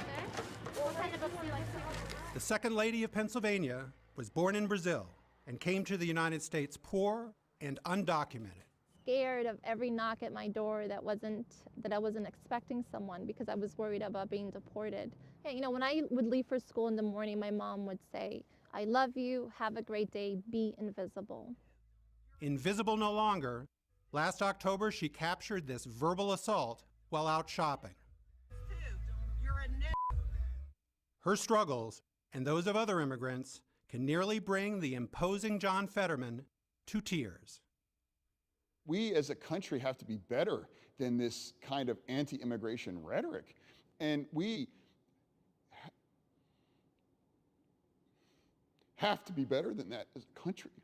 My life has been immeasurably enriched by my wife and her family and her immigration story.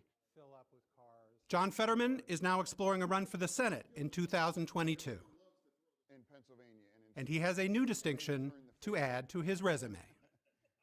GQ magazine described you as an American style guy. No, American taste guy. God. Yes, Taste guy, American, sorry. Yeah. Which I guess is ironic because I have no taste, but I just am what I am. The fact that somebody that looks as unfortunate as I do sometimes would be an American taste god by the Bible of American taste You know, I didn't see that coming. You know, talk about your 2020 bingo card. Yeah.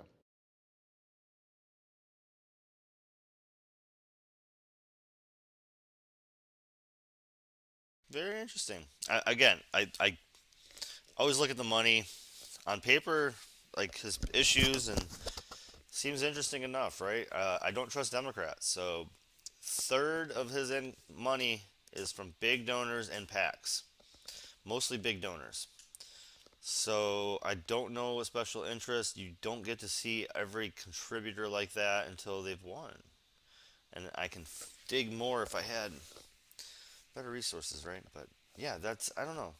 On paper, I would say worth voting for, worth looking into, worth paying attention to. Ooh.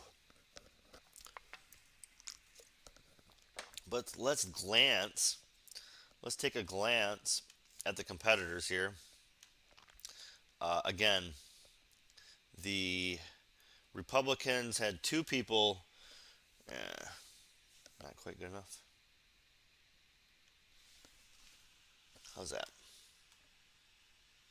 That's good enough. The Republicans had two people up there with some pretty good funds. Mehmet Oz, which they had 5 million contributors, or 5.8 million, and most of it is self-financed. Jesus. Had 500,000 from other large contributors, but 5.25 million self-financed. You can self-finance as much as you want. If you win, you can get that, like 85% of it back. So it's not a complete gamble, and a lot of times the money that they spend out of pocket is going to be returned to them in speaking deals and book deals and stuff like that. So it's if they're a smart investor, they're not going to be completely wasted when they do that. Oh, time for that, my bud. So not an unintelligent person here investing in themselves, and out of their small contributors, large contributors, almost everybody has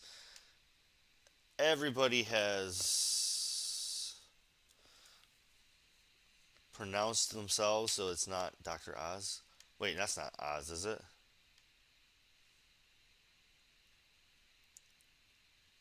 MEHMET.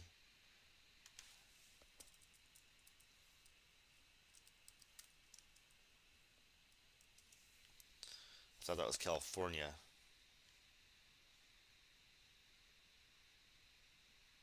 Oh, is this the Dr. Oz one? Jesus, I'm fucking ignorant.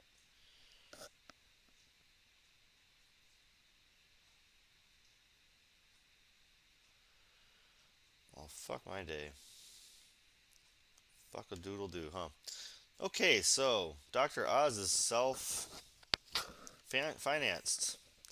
Going against a Democrat who seems decent, but I heard that Dr. Oz is the front runner. I didn't realize it was Pennsylvania. Man, I'm ignorant. So right now, Dr. Oz is the front runner currently, and only by a little bit though. There's a couple polls that say likely, and there's one poll that says maybe. So there's a possibility of that Democrat who has twice the funding, and in my opinion has definitely a better campaign. I didn't realize Mehmet Oz. I don't follow Dr. Oz. I don't know anything about Dr. Oz. I don't give a shit about Dr. Oz. And it's going to be hard to play a clip that I can even play. Oh, God. I really don't want to listen to Dr. Oz, honestly, but we always listen to the person. I've never listened to this person. This is going to be rough for me. I'm not super excited about it. I didn't realize Mehmet... Oh, fuck. All right. Breaking development in the great state of Pennsylvania tonight as heart surgeon, Emmy Award-winning television host, Dr. Mehmet Oz, is now jumping into the Republican Senate primary. Let's take a look. I didn't even My know that was parents Dr. came to Oz. America Man, I'm so to find ignorant. a better life, and they did. I attended great universities, raised a family, and became a successful surgeon. I invented a heart valve that saves thousands of lives. Then I started a TV show to advocate for you taking control of your health, and took on the medical establishment to argue against costly drugs and skyrocketing medical bills. But COVID has shown us that our system is broken. We lost too many lives, too many jobs, and too many opportunities because Washington got it wrong. They took away our freedom without making us safer and tried to kill our spirit and our dignity. Now, as a heart surgeon, I know how precious life is. Pennsylvania needs a conservative who will put America first, one who can reignite our divine spark, bravely fight for freedom, and tell it like it is. That's why I'm running for Senate.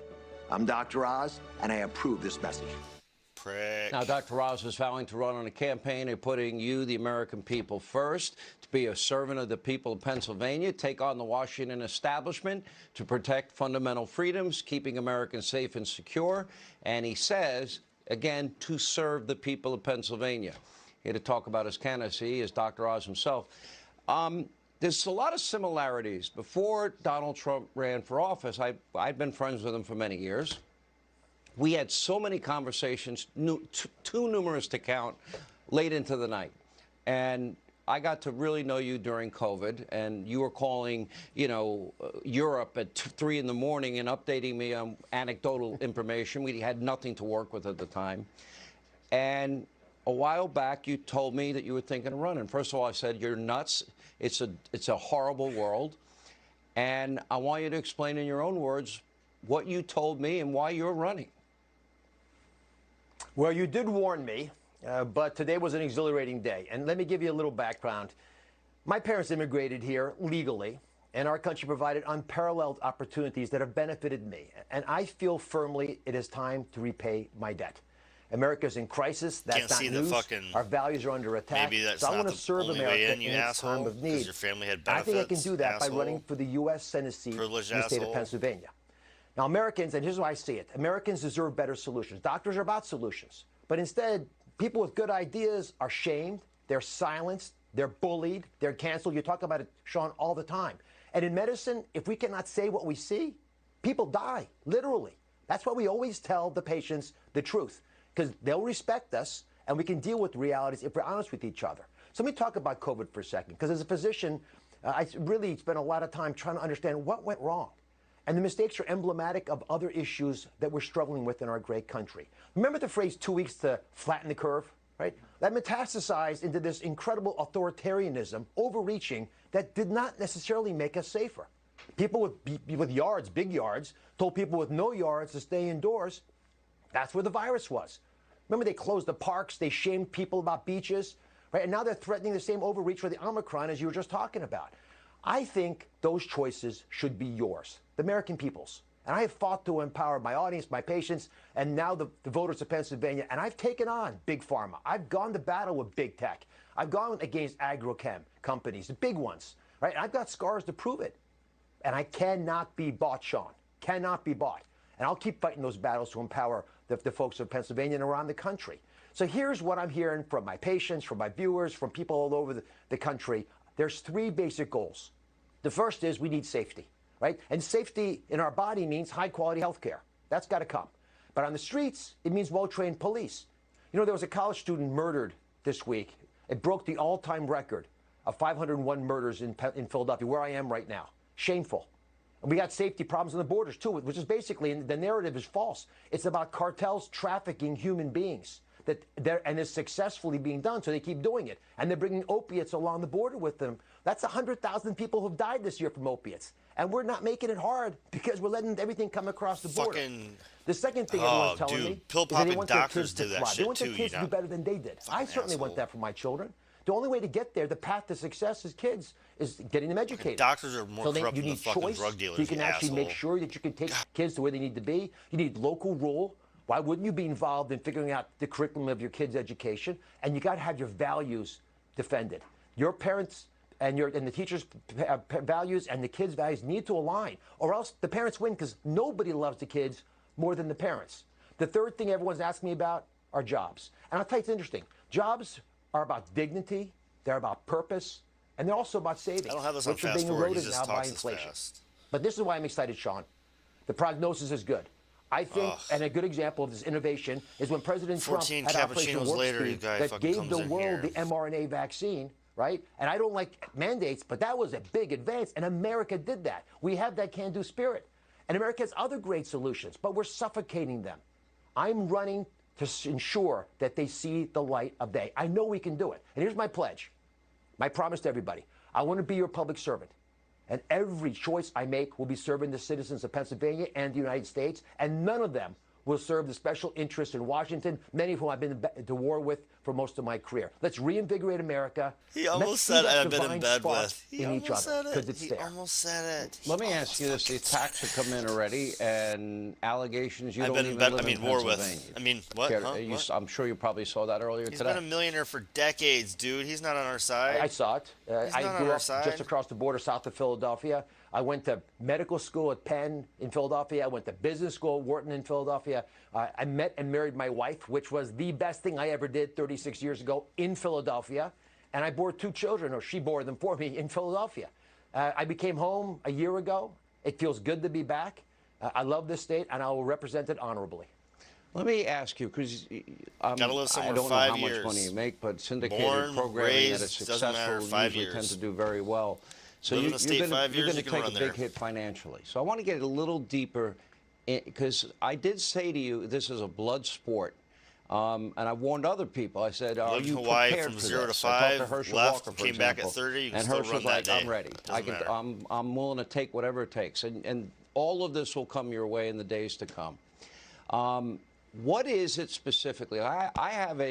I'm a registered conservative. I'm not a Republican, but I mostly end up voting Republican because we have a 2-party system. I could tell you in a minute what my political philosophy is, but rather than me tell you mine, what is yours? Well, I'll tell you one thing for sure. Any government that's large enough to give you everything is powerful enough to take it all away.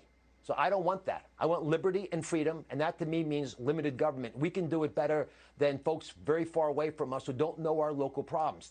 The more we can be local, the more we can trust the people in our communities, the better off we are. I believe in energy independence. That's a big deal here in Pennsylvania. But we don't, as a nation, want to be begging other countries like we're starting to do to change what they're doing with energy because we're in hot. We want oil out I the believe in ground, capitalism, yo. which means lower taxes and regulations so people can really compete. And I respect the Constitution. A brilliantly written document that I think should be honored on the bench and sometimes isn't. We have free market solutions that work. And in healthcare, I'll tell you, since it's my specialty area and I spent my life studying this, we can protect against pre-existing conditions and use free market solutions to healthcare.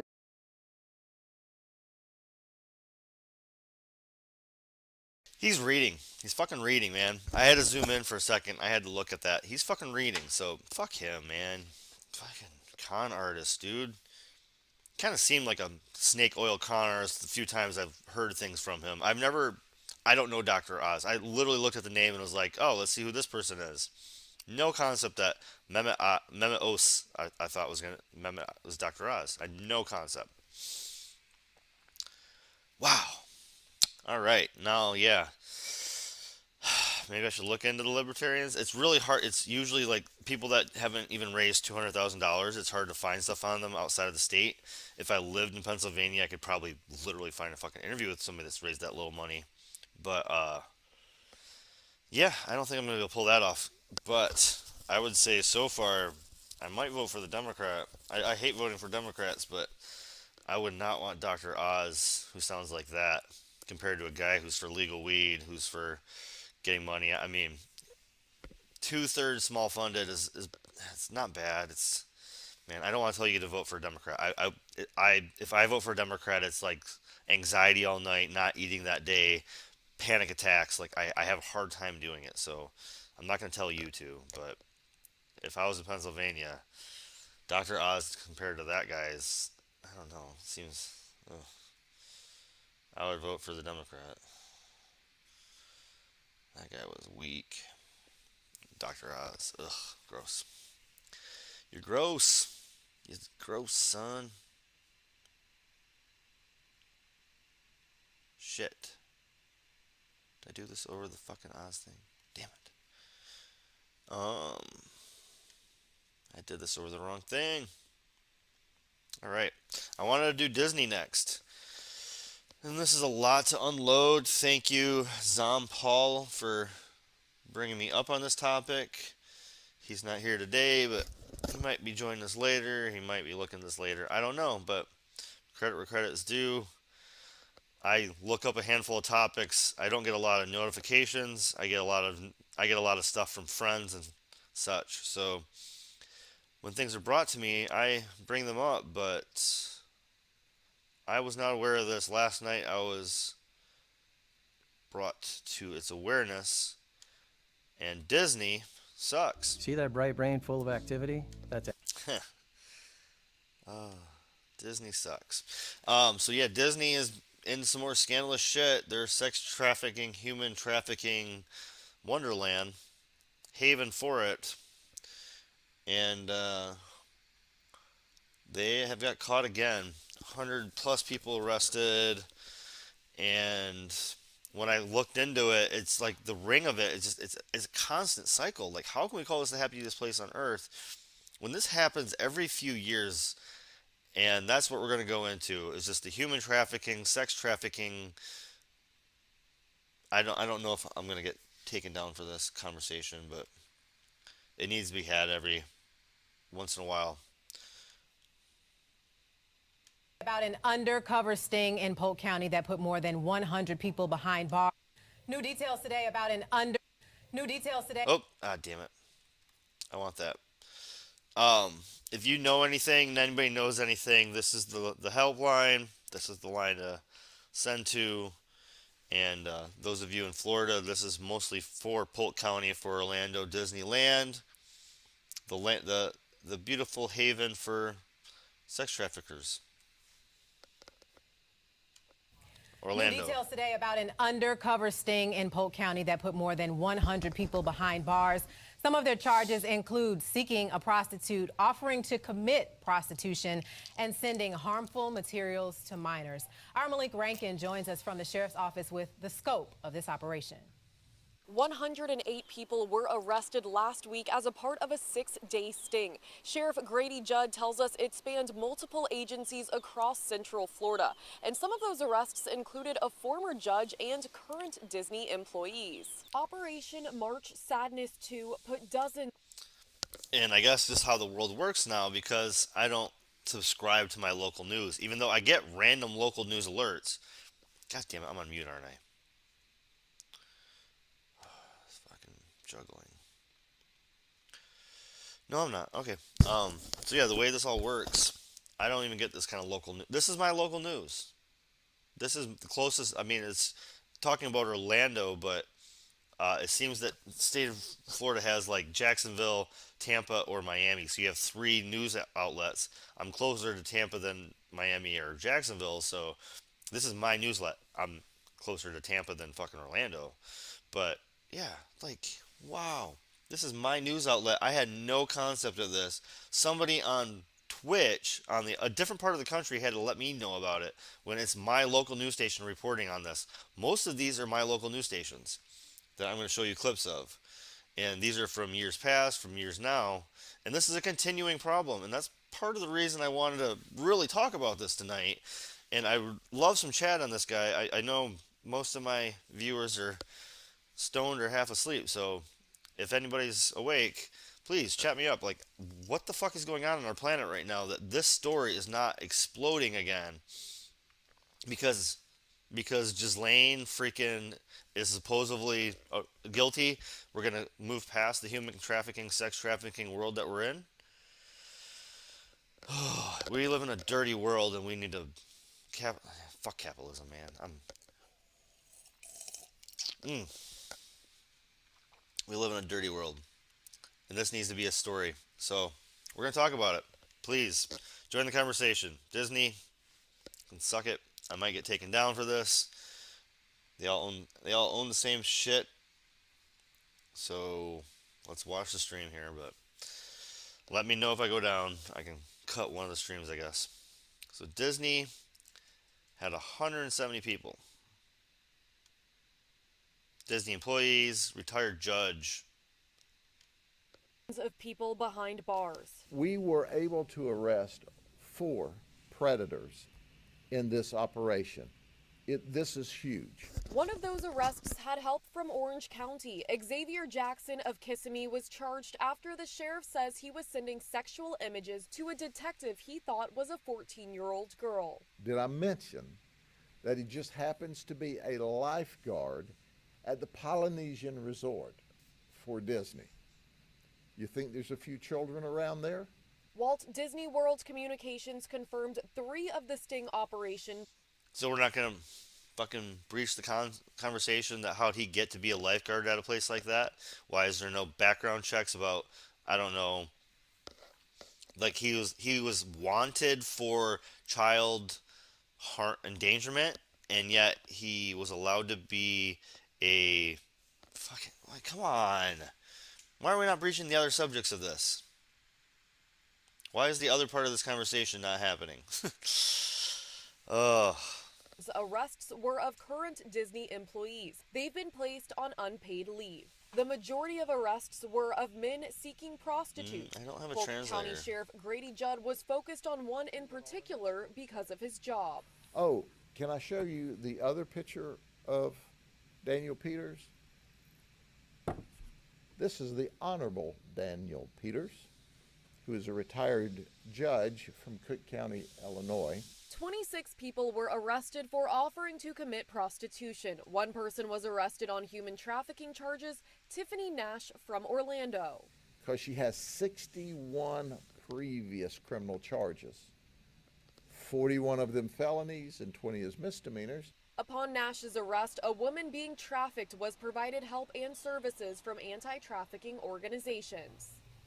The Polk County Sheriff's Office works directly with anti-trafficking groups like Selah Freedom and One More Child. Counselors were there on the scene when arrests were made to provide services to victims.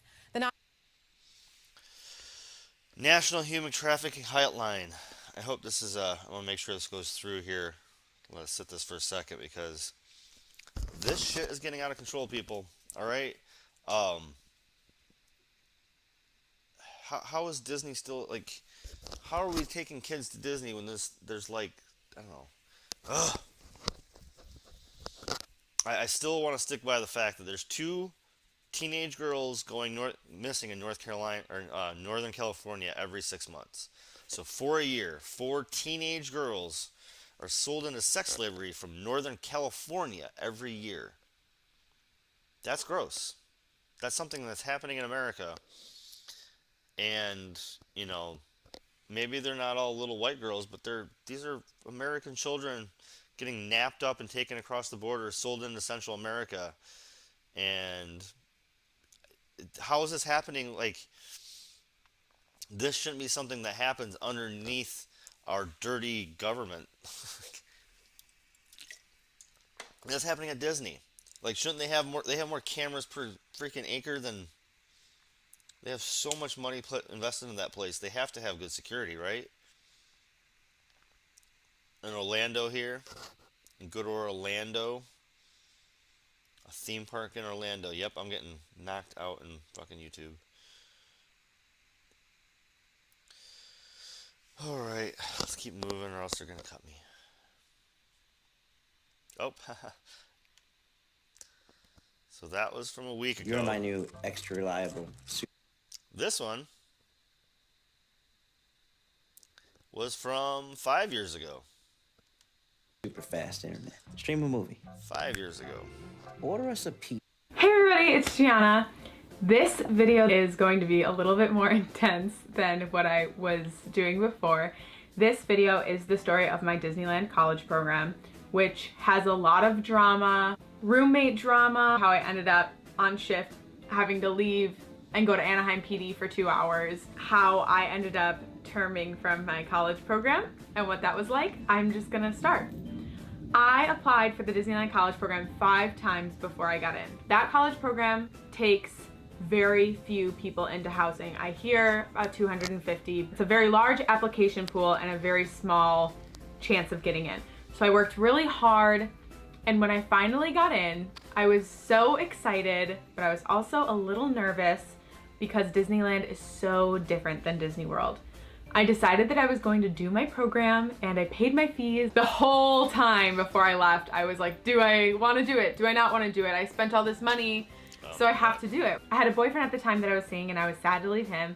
I was sad to leave my family because I had just come home from my Disney World college program 1 semester before to go to housing because I wasn't going to live like this. I didn't apply 5 times.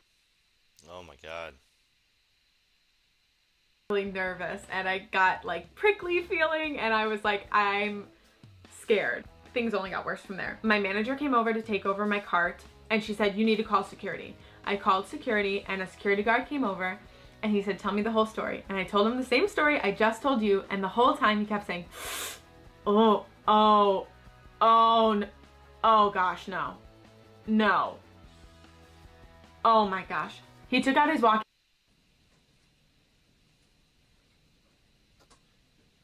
Good morning, everyone. Thank you for being with us today. We're here for, once again, press conference. Once again, we're here with our... Everybody recognize him? Oh, this was from 2019. Human trafficking sting. And that's 124 arrests. Today was 108. Or a couple days ago it was 108. 2 years ago, 2 years and 2 months, 2 years and 4 months ago, it was 124 arrests. Do we notice a pattern?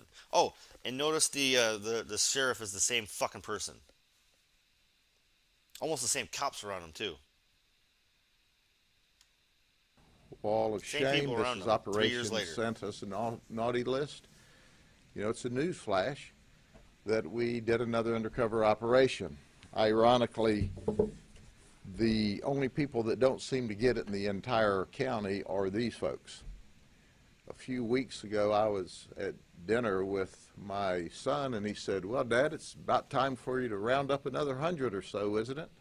And I said, what makes you say that? He says, duh, you do it every November and December, and sometimes May and June. So, I mean, everybody gets it except these folks, and they went out of their way in order to go to the county jail this last weekend. I want to introduce to you the folks that are with us today.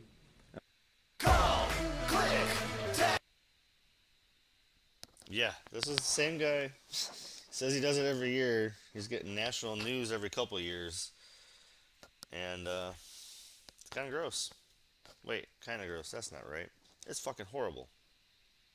This is horrible and disgusting. Our chiefs of police, who, ladies and gentlemen, if you want to see an example of the most professional law enforcement executives any place in the nation, you can look here because it's these chiefs. We have Chief Ruben Garcia from Lakeland, Chief Jim Alinsky from Haines City, Chief Andy Ray from Auburndale. We have Director Charlie Bird from Winter Haven. We have Chief Joe Hall from Bartow. And certainly, they all work together with us at the Sheriff's Office. They sent their law enforcement officers, their police officers, to work with my deputies and their detectives to work with our detectives. And at the end of the day, this operation wouldn't be possible without the hard work and the dedication and the support of the State Attorney's Office. Brian Haas, who's our State Attorney's not with us today, but Brad Copley, who is the Special Prosecutor, as well as Nicole Orr, who's the Director of Intake. 43 minutes of kissing other people's asses. 124 people in arrest, 2019. 108 today.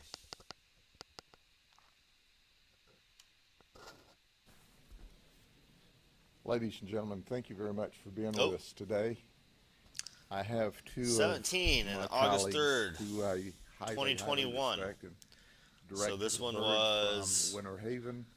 He is the 8 months Director ago. of Public Safety for 17 not only people the in police child department, trafficking ring. but Child the fire trafficking department. ring. If you find me calling him Chief, he said that's okay because he was the chief before he was the director.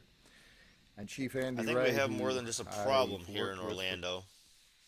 Here, it's not. I don't live in Orlando, but they're in Polk County. There, it looks like they have a hell of a problem. And the Tampa Bay Orlando news can't keep up because every fucking 6 months, every year and a half, they have some nationwide worthy news, but it doesn't get nationwide news every time, does it? I mean, I didn't hear this from nationwide news. I heard it from somebody. So this might be an issue. Come to Southern Florida, get your kids trafficked. Come to Southern Florida, get your fucking come move down here and get your teenager taken and abducted. This is not a good thing, people. This is a major issue that we're having here in our country. And this one might be a happy place. So this is the dark side of Disney from 2017. Now again, 3 of the articles I just showed you were from 3 of those clips. 3 of those clips were from the past 5 years. And this is from 5.5 years ago. So this is before those 3 clips. Welcome. Disneyland is commonly known as the happiest place on Earth, full of wonderful characters and childlike whimsy. But Disney does have its fair share of dark humor or dark elements in its attractions and in its lands. Today we are going to be talking about a few of these darker elements that the children might not notice or might not want to notice. This is the dark side of Disneyland. Been lots of doom and gloom on this channel recently, Dallin. Are you alright? And without further ado, let's begin. Now we're talking about weird, spooky, unexpected turns these Disney attractions might take, and I would be remiss if I didn't speak about Mr. Toad's Wild Ride. And I think you are all very well aware of the scene that I'm talking about. That's right, the scene where you're going through Toad Hall and just messing up a bunch of stuff and breaking a bunch of plates. That scene is horrifying. Now, obviously, guys, I'm joking. I'm of course talking about the scene where you get hit by a train and then sent to hell. There's the devil, who looks remarkably similar to the judge who sentenced you earlier, and a bunch of little rubber red devils jumping around everywhere. And not to mention the fact that they bump up the heat in that scene, which makes the whole thing way more immersive and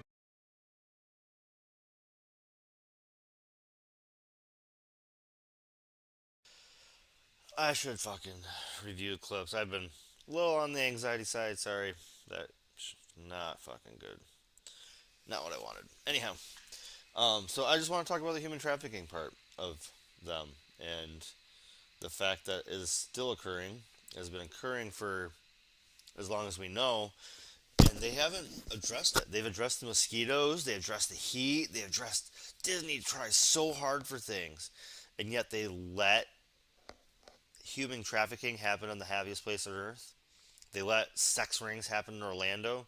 Disney owns Orlando. They fucking own the police. They own the sheriffs. They own the state cops in the area. They own the apartment complexes. They own the golf courses. They own the restaurants. They own the chain restaurants. They own everything in Orlando. So you're telling me they can't keep an eye on fucking human trafficking? Bullshit. Alright. I hope this doesn't send me off on a crazy tangent. But we're going to stick with the human trafficking thing. One more clip on it. One more clip to digest of this topic. And this is going to be a more Basketball is back. Scream the topical issue. Ukraine refugees face risk of human trafficking.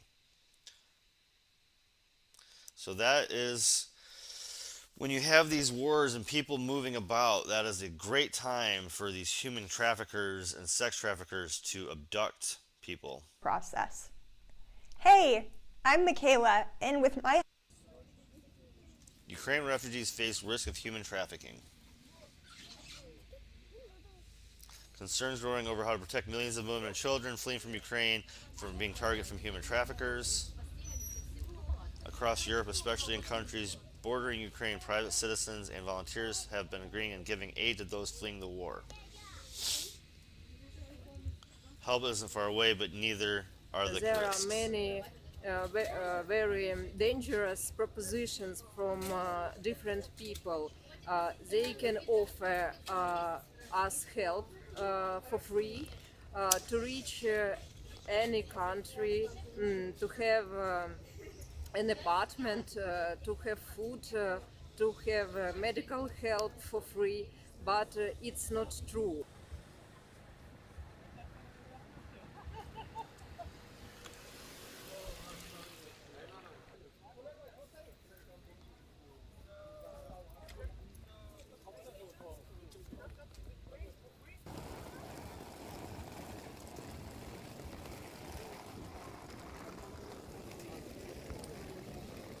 the risk for these things to happen is very high. A lot of women are trafficked every year, children, because it's a risk not only for women but also for children. So in times like this, when people mobilize, as you see here, a lot of Romanians mobilize, and I'm very proud, but the risks for other people that can capitalize on the pain of these families is very high.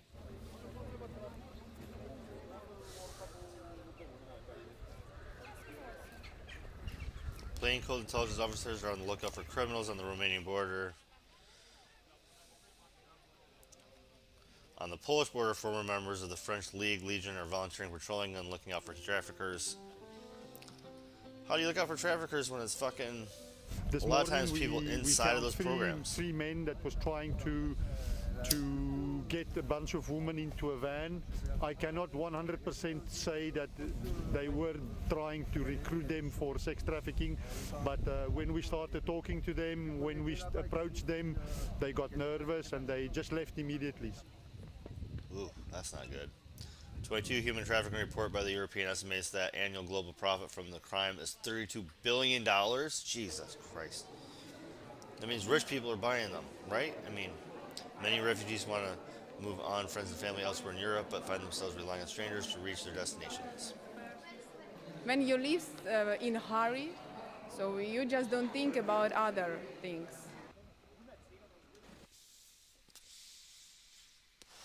And the reason I wanted to breach this, is because these wars, these proxy, possibly, I mean, I don't have any boots on the ground in Ukraine. I don't know any anybody there, or even a reporter that's 100% reliable, honestly. So I don't know how to report that. But anytime you have these wars in Ukraine and Syria and Libya, you push people around.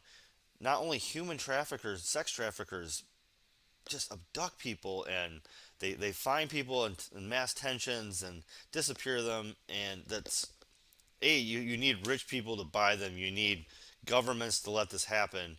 And when they're like, oh, we have patrollers, they scare some people away. Guess who lets them get away a lot? They have insiders. That's the way they get away with this shit. And these small, we're all watching this maybe small war, looking for a World War III, but even a small war, there's hundreds of thousands of people that are getting misplaced, that are going to be put into massive circumstances that they don't need to be, and hundreds of people are going to be abducted during this. In the Montenegro-Serbia war, proxy war that America helped happen, we saw hundreds of, maybe thousands of young girls get abducted, sold as sex slaves, picked up by Epstein. All these things happened. And that's how they, the Epstein circle was a lot of Eastern European young girls picked up from these small wars, from these impoverished nations that were war-torn, that were brutalized, beaten, and sanctioned, that were somewhere between Russia and Europe, and they were getting battered by each side. That's where a lot of these sex slaves first came from in the late 80s and 90s, were these Russia-U.S. conflicts in the Cold War states, in the Eastern European states. So that is a side of the Ukraine conflict that we're not talking about. And with the Disney thing just happening, we should breach it, right? We should be talking about this. We should, guess what? Here in Florida, we have human trafficking, sex trafficking, child trafficking. We have it happening. It gets caught on a regular basis. It happens at Disney on a regular basis. We need to be shouting about that. We also need to be shouting out that Syria, Ukraine, these places are also probably having sex slave and human trafficking and child trafficking happening right now too. We need to be shouting about that. These are human conditions. I'm anti-war. I'm sure as fuck anti-human slaves. Who's not anti-human trafficking except for the billionaires that buy these sex children in Thailand or wherever the fuck they end up with? Or some islands in the middle of nowhere. I don't know where they get them. I don't know where they take them to. But it does occur, and it needs to be, the subject needs to be breached. And that is my angry moment of the day. Sorry. Try to stay chill, try to stay stoned, but that shit, unacceptable. And our media is not accepting that part of the conversation.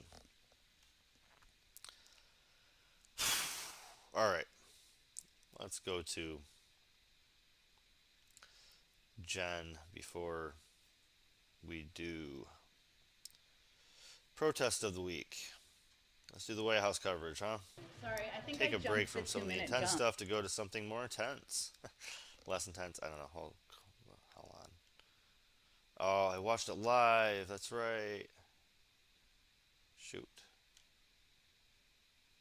The sovereignty and territorial integrity of Ukraine, but they also echoed some of the conspiracy theories about chemical weapons and U.S. and Ukrainian intentions. So for any country, it's a question of where you want to be as the history books are written. And do you believe that this is a sign that or can you characterize at all your understanding of how low the Russians may be running on some military equipment, given that they seem to be turning to China for some help? I can't provide an assessment. All right. I wanted to watch the person before the Fox Girl, and the person after the Fox Girl. I think this is pretty close. I watched it live, though. I was trying to write down 4.5 minute mark and la-da-da-da-da. But it's not giving me the preview right now, so I think this is close enough, guys. I apologize.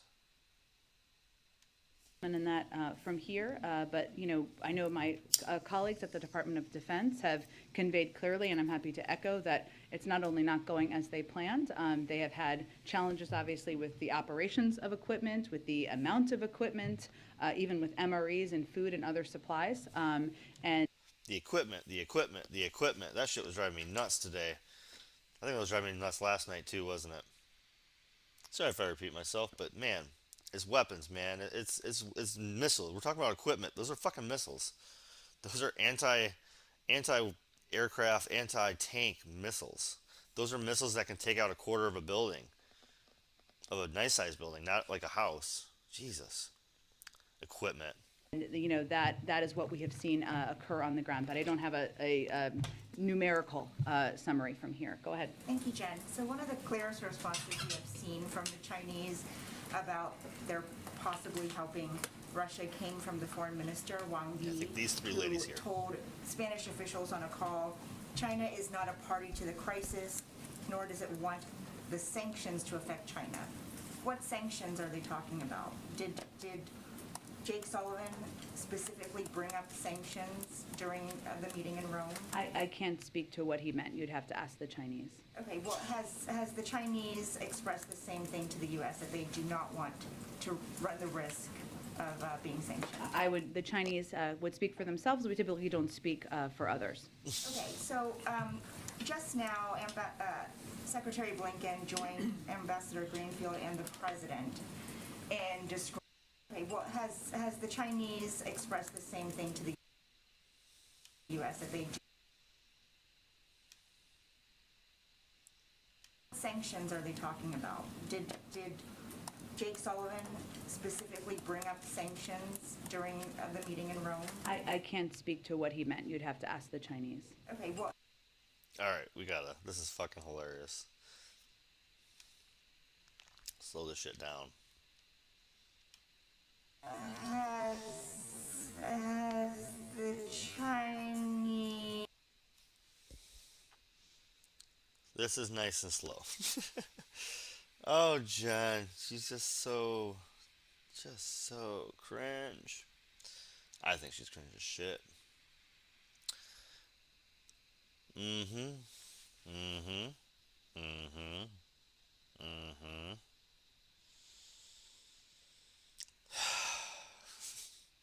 Chinese would speak for themselves. We typically don't speak for others.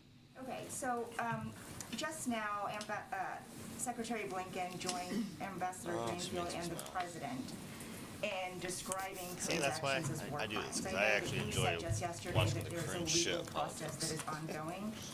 How long does that process typically take? How much evidence do we need to collect? And can you clarify who will ultimately determine whether these are war crimes or not? Well, I think Secretary Blinken in his remarks also gave some specifics about who from the State Department will be leading that effort. It's a legal process where they review all of the evidence, and then they provide that evidence and data and information to the international bodies that oversee the investigations. And the international bodies that oversee the investigations would make determinations about violation of international law and whether it's war crimes by their standards and what the consequences would be. So we would be supporting those efforts. And do you know how long that usually takes? A legal process internally in the State Department, it can take some time, but again, I would point you to the State Department for any update they want to provide on the timeline. Okay, one more on Jeff Zients. He and Dr. Ashish Jha, who's going to replace him, have such very different backgrounds and different skill sets.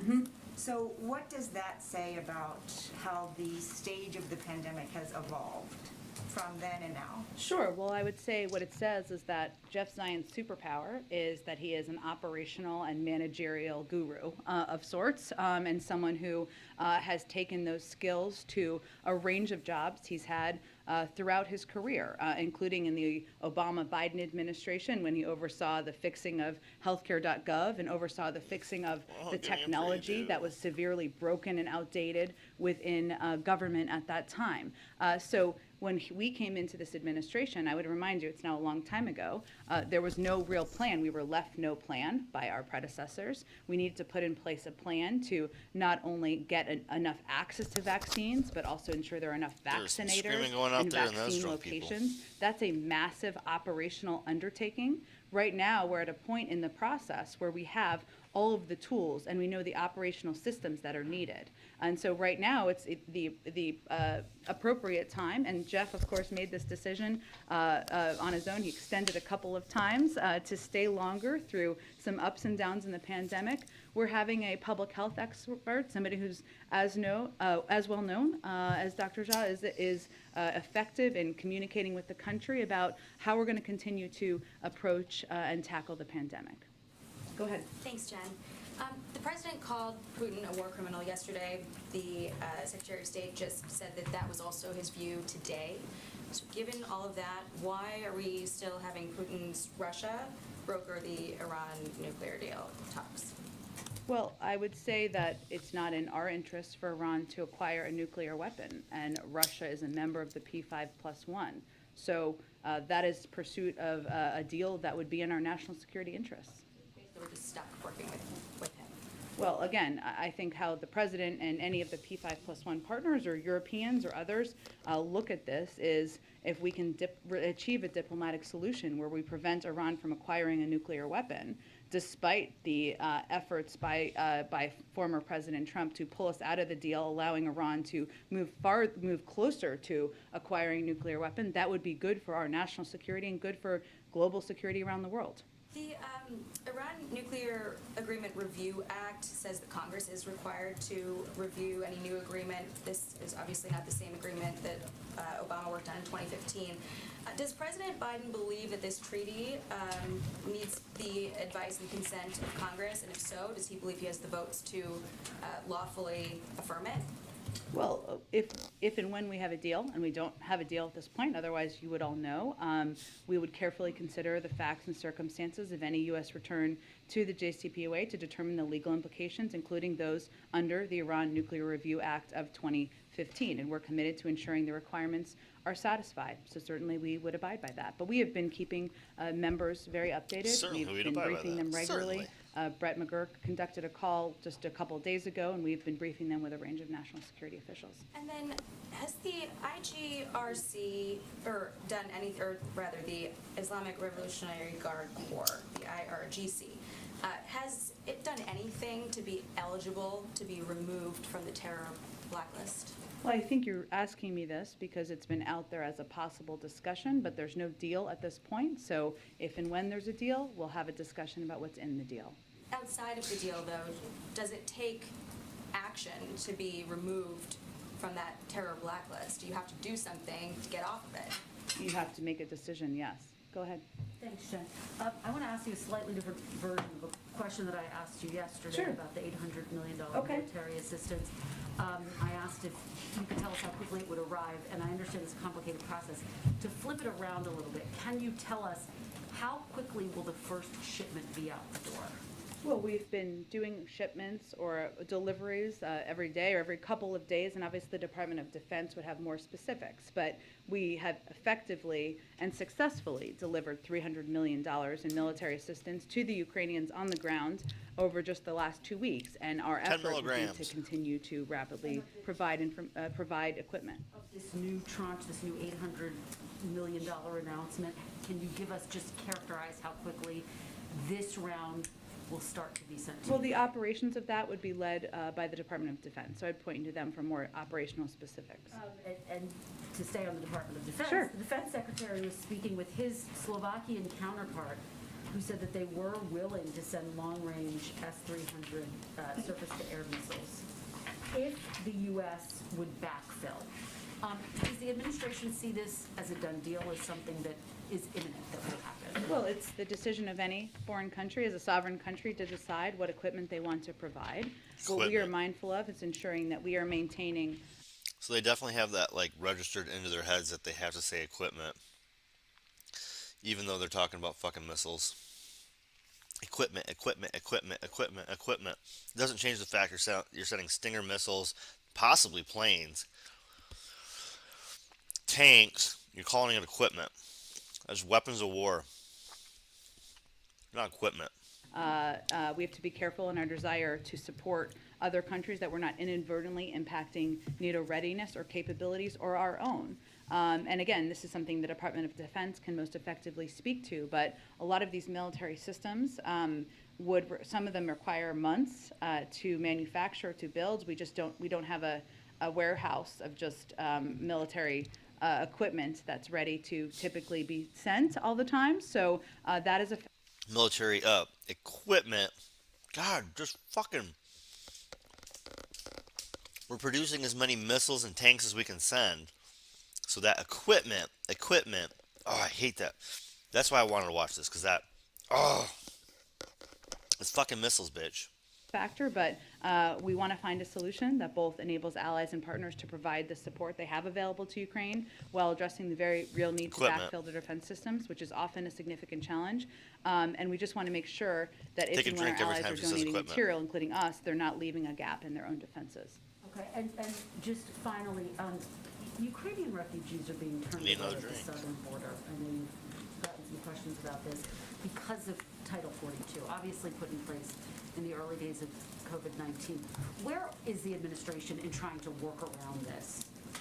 Well, right now, as I noted, I think the other day, there are discussions about any ways we could be helpful in welcoming refugees into the United States, something the president, Ukrainian refugees, of course, we welcome many refugees, as you know, something the president is willing, of course, happy to do. The role we've been playing to date, Kristen, has been really providing humanitarian assistance. We've provided $300 million in humanitarian assistance to the people in Ukraine and neighboring countries. A lot of that is going to help provide support to refugees. $3 million in 3 weeks, which is a startling number, that are going to neighboring countries. And the bipartisan funding bill the president just signed a couple of days ago provides more than $4 billion in humanitarian assistance, including $2.65 billion through the USAID International Disaster Assistance Program, which provides everything from food, healthcare, other urgent support, and $1.4 billion for migration and refugee assistance to support refugees fleeing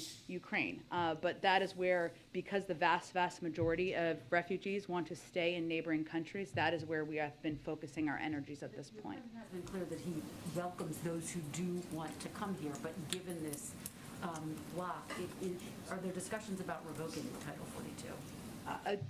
The revocation of Title 42 wouldn't be done in response to a war in a European country. It's done by a decision would be made by the CDC, and then it would be implemented when that is done. And it will be done at some point, of course, with the interagency, including the Department of Homeland Security. But there is a range of discussions about if there are ways for Ukrainian refugees to come. Right now, they'd have to apply, obviously, through existing refugee programs where they would apply from a third country. Go ahead. Given the COVID surge in China and the lockdowns that we're seeing there, is supply chain issues and those getting worse perhaps going to be part of the call tomorrow at all, or is it focused on mostly on Russia? It will be focused on a range of issues. Certainly Russia and Ukraine, Russia's invasion of Ukraine will be a part of that, but our economic relationship with China, a range of issues of mutual concern will certainly be a discussion. So we will have more to read out for you once the meeting concludes tomorrow. And this is, of course, an issue that we are watching very closely. While the ports, I believe, still remain open, one of the challenges we've seen on the ground, and we are tracking very closely, is the number of manufacturing facilities or the number of workers who are not working. Sometimes there's a lag in what that impact can be in terms of the production of materials and how that impacts the supply chain. So we are tracking that very closely. But again, I expect this to be a wide-ranging conversation tomorrow, and we'll have more to read out once it's concluded. Just to follow up on the president being around some people who've now tested positive.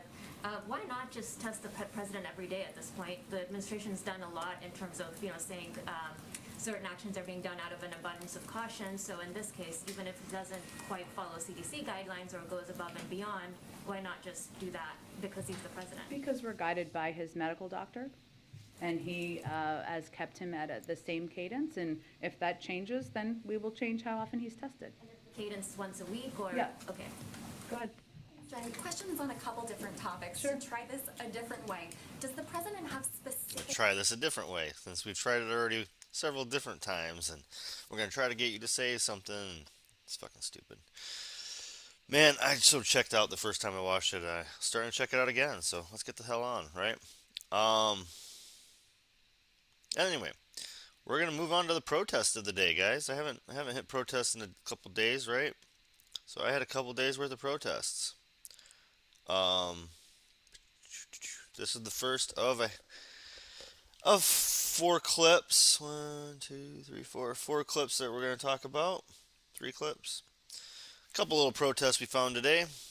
Middle of the week, not always the best time, but tomorrow night's stream we'll be talking about the week of protests, the weekend that we can do. I think I'm going to try to go to a Saturday morning protest. There's no reason for me not to. I can get to one somewhere in one of the cities nearby and be home before people get out of work and my life continues. So I hope to go to a live protest in the next few weekends, guys. So let's look at protests tomorrow, but let's look at the week of protests today as one of our last things to do here. And yeah, check this out for a bit. And like I said, then tomorrow night we'll look at the protests coming up. But this is the protest from 2 days ago. I just don't come down the street on Saturday anymore. Beltline residents feel pressure of protests.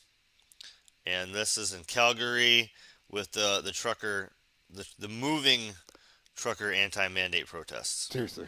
On a regular day, this stretch of downtown Calgary is bustling. The shops are open, people are enjoying the springtime weather. But on Saturdays over the past couple of months, it's all changed in the Beltline, with protesters coming down, cars honking, and streets are blocked. It's causing growing frustration among the people who live here.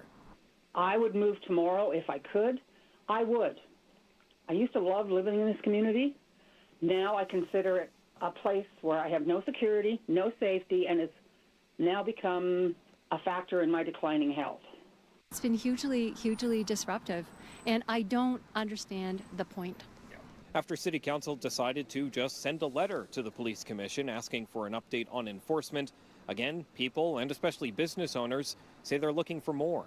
I think the protests and the counter-protests coming together and the police, like all of it, it's just going to get worse and worse until somebody gets hurt. That's what I think is going to happen. Maybe just move it somewhere else, like to a federal government building. I don't know. Like, this is a neighborhood. People live here. Now that the This is a neighborhood. People live here. I don't feel sorry for people in protest areas. And part of the, we need to inconvenient the rich and powerful more. And maybe they shouldn't be doing that in neighborhoods. We need to, get the fucking protests right into the rich people's neighborhoods. Get the protests right on the congressman's front yards. All right, we need to inconvenience people, but we don't need to inconvenience those who are constantly inconvenienced by the same issues that you are inconvenienced by that you're protesting. Was that too many words? Slow it down. It works. So yeah. Um,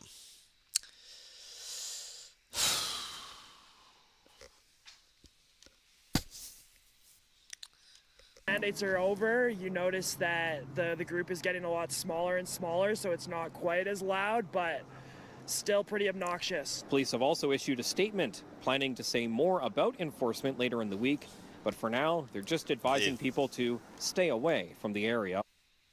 We are asking anyone who attends the protest in the Beltline and 17th Avenue area to instead stay away. That's what the police said. Thank you, police. That's gratifying and educational and useful, and you did all the right things. Thank you so much.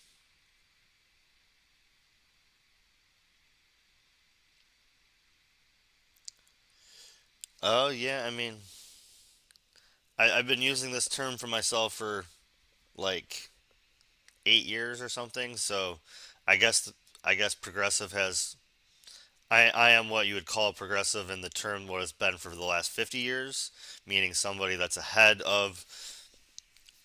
and pushing forward beyond beyond beyond the middle. I am somebody that's trying to push forward. So yes, I am a progressive. I know that term has been co-opted sometimes and stagnant in other terms, but I am a progressive in the term that yes, I'm trying to push forward, and I think we need to push forward. And if you are too, that's awesome. Because yeah, we need to push forward, right? What the fuck's the point of being stagnant? Why are so many people stagnant? Let's look back in the past. And that's why we're looking at protests, because these are people that are trying to move something. And I am for protests. Even if I'm not 100% for their issues, I'm at least for their right to do it and their right to say it. And yeah, if you're just joining me, I'm gonna talk about the rallies and protests tomorrow night for the weekend. I hope to be going some. I live in Florida, so I want to go to some Don't Say Gay protests. Fucking can't believe we have to protest this shit in the state of Florida, but we have to. And that's where we're at. All right, my second clip of protest today. It's kind of hard to escape the term, but there's an employee at a Russian state TV channel interrupted on main evening news program to hold up a sign saying no war. They were censored. Censorship is wrong.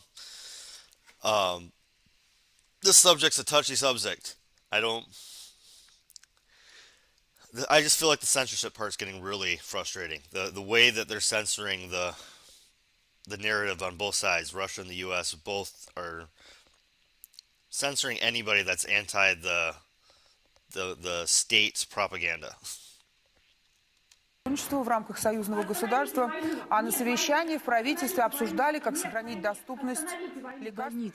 Российский премьер подчеркнул, надо усилить сотрудничество в рамках союзного государства, а на совещании в правительстве обсуждали, как сохранить доступность. What is currently happening in Ukraine is a crime. Russia is a country aggressor.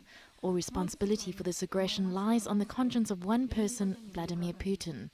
My father is Ukrainian, my mother is Russian. They were never enemies. This necklace around my neck signifies that Russia should immediately stop this fratricidal war, and our brotherly nations can still reconcile. Unfortunately, for the last several years, I worked... Yeah. I, probably in jail, absolutely. Just like, I mean, and I always just try to play both sides, so Russia's absolutely going to censor this person, absolutely probably puts them in jail, but we also are going to put, oh shit, Stephen Donziger is in jail, a lawyer trying to fight for, Ecuadorian rights against oil companies. You can't fight the system, is the point. It's not just Russia, it's U.S., it's all the major nations do it. You can't fight the system, the oligarchs win. The oligarchs control the courts, they control the government, and if you try to fight the war machine, you try to fight the oil machine, you try to fight big banks, the oligarchy wins. It sucks. To Channel 1, promoting Kremlin right? propaganda, We have to keep fighting. and for We have that, to keep I'm pushing. very ashamed right now. I'm ashamed that I allowed lies to be told from TV screens, that I allowed Russian people to be zombified. We stayed quiet when all of this was just getting started in 2014. We didn't come out to protest when the Kremlin poisoned Navalny. We simply continued watching in silence this inhumane regime. Now the whole world turned away from us. 10 generations of our descendants won't be able to wash away the shame of this fratricidal war. Yeah. No sides are innocent when you look at the corporate overlords that control the war game. No sides are innocent, but they're all guilty too. So I'm not going to say that, they're all guilty of shit. They're not innocent. It is a wicked, wicked, wicked web that we have to, as humans, be a part of the 1% of the 1% on top of us that does all this to us. Ugh. All right, there was one more. Where am I at here? One more protest on the day. Stream 85 plus channels and save This up to one is protest over India's court's verdicts on hijab bans. Hundreds of protesters took to the streets on Tuesday after Karnataka High Court upheld the month's ban on wearing the hijab in classrooms. It's a total just way. We have so much hope in our judiciary system, in our society, and constitutional values, but now we're feeling like we have been betrayed. In January, a government-run school in Karnataka closed its doors to girls who showed up in a hijab, saying the girls were violating uniform code. The government then implemented a statewide ban on hijabs in classrooms. The students are being asked to either pursue their education or to stop wearing hijabs. How is this possible? Our Constitution gives us the right to wear the hijab and also to get an education, which will strengthen our country. They're absolutely right. Some students have not attended school for nearly 2 months. It's not just a piece of cloth, but it's everything. It's a piece. It's everything. It's emotion. It's my pride, and I think It's hard with India. India, they have so many languages and they speak them all and they go back and forth. But yeah, there's.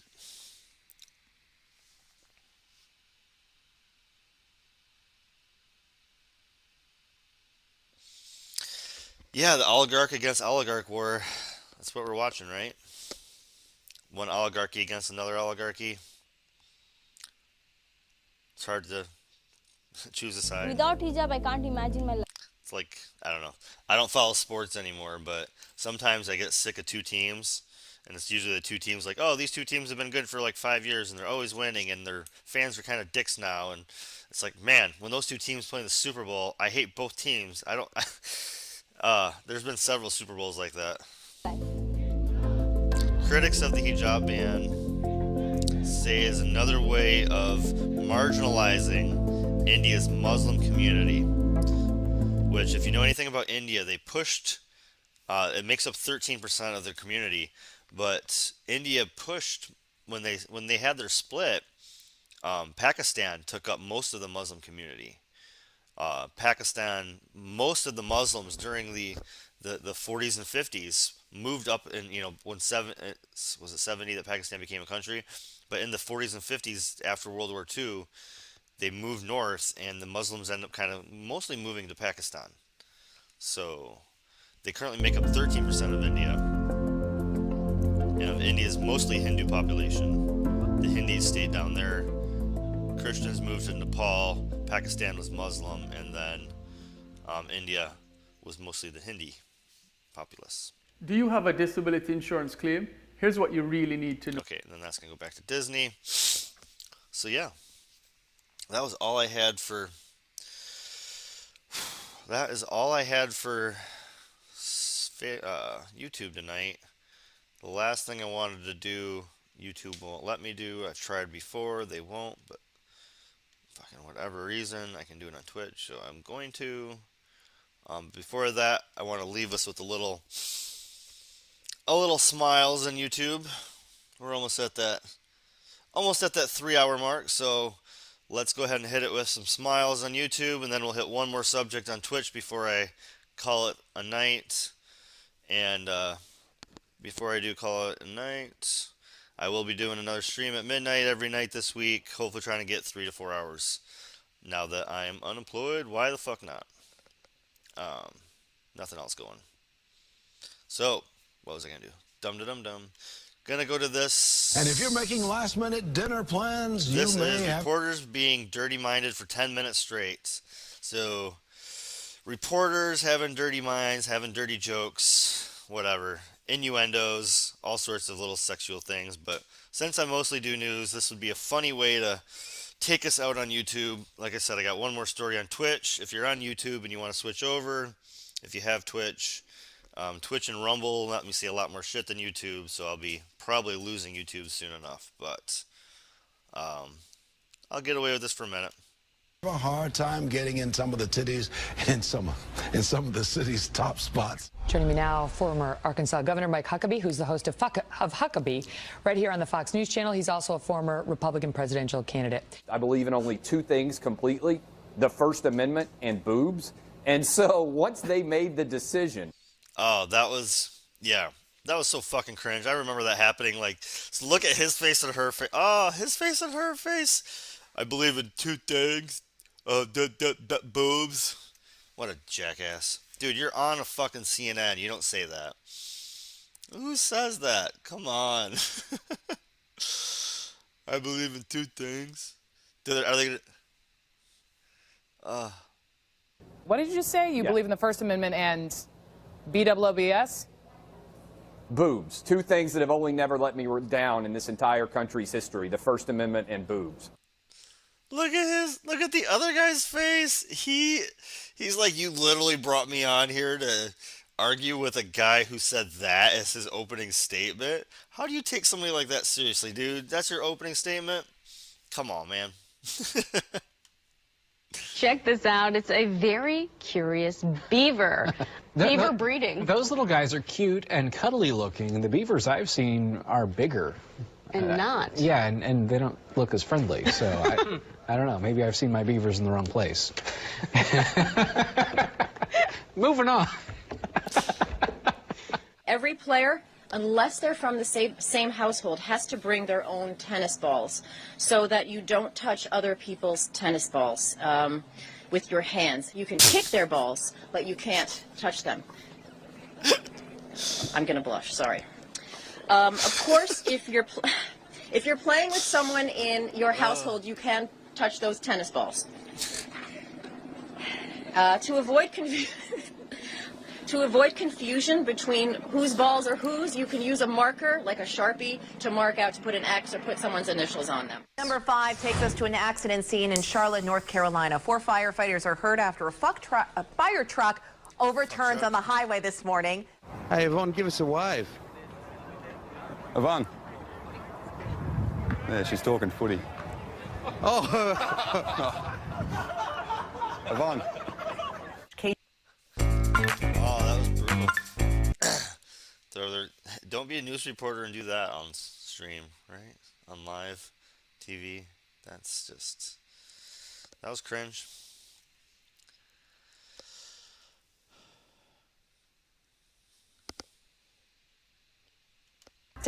Sum Ting Wong, Wee Tu Lo, Ho Li Fook, and Bang Ding Ao. Please do me. I know we haven't got time to do it now, but can you just stay and do me? That sounds like an offer I'm not going to get again, so absolutely. Let's take a look at birthdays and anniversaries in the meantime.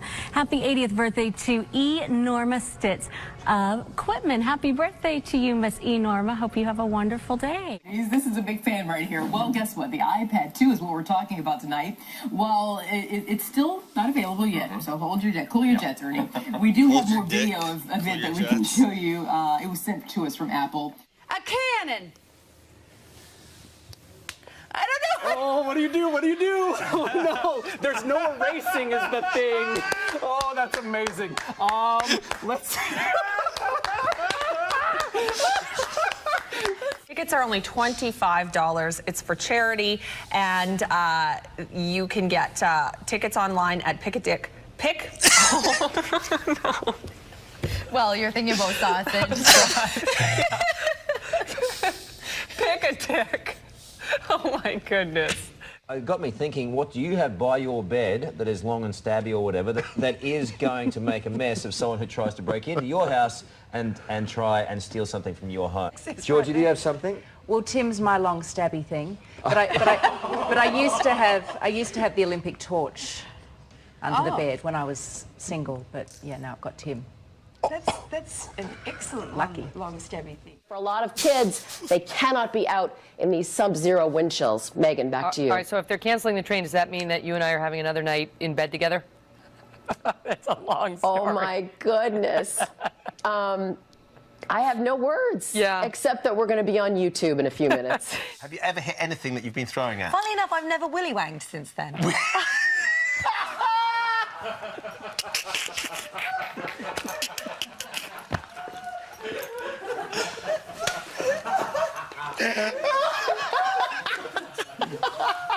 Wow. These are some horrible ones, huh? All right. Yeah, that was worth it. Hopefully that doesn't get taken out. But I'm going to call it a night for YouTube. I got one more clip on Twitch if you want to catch me out. I'll see you guys tomorrow at midnight.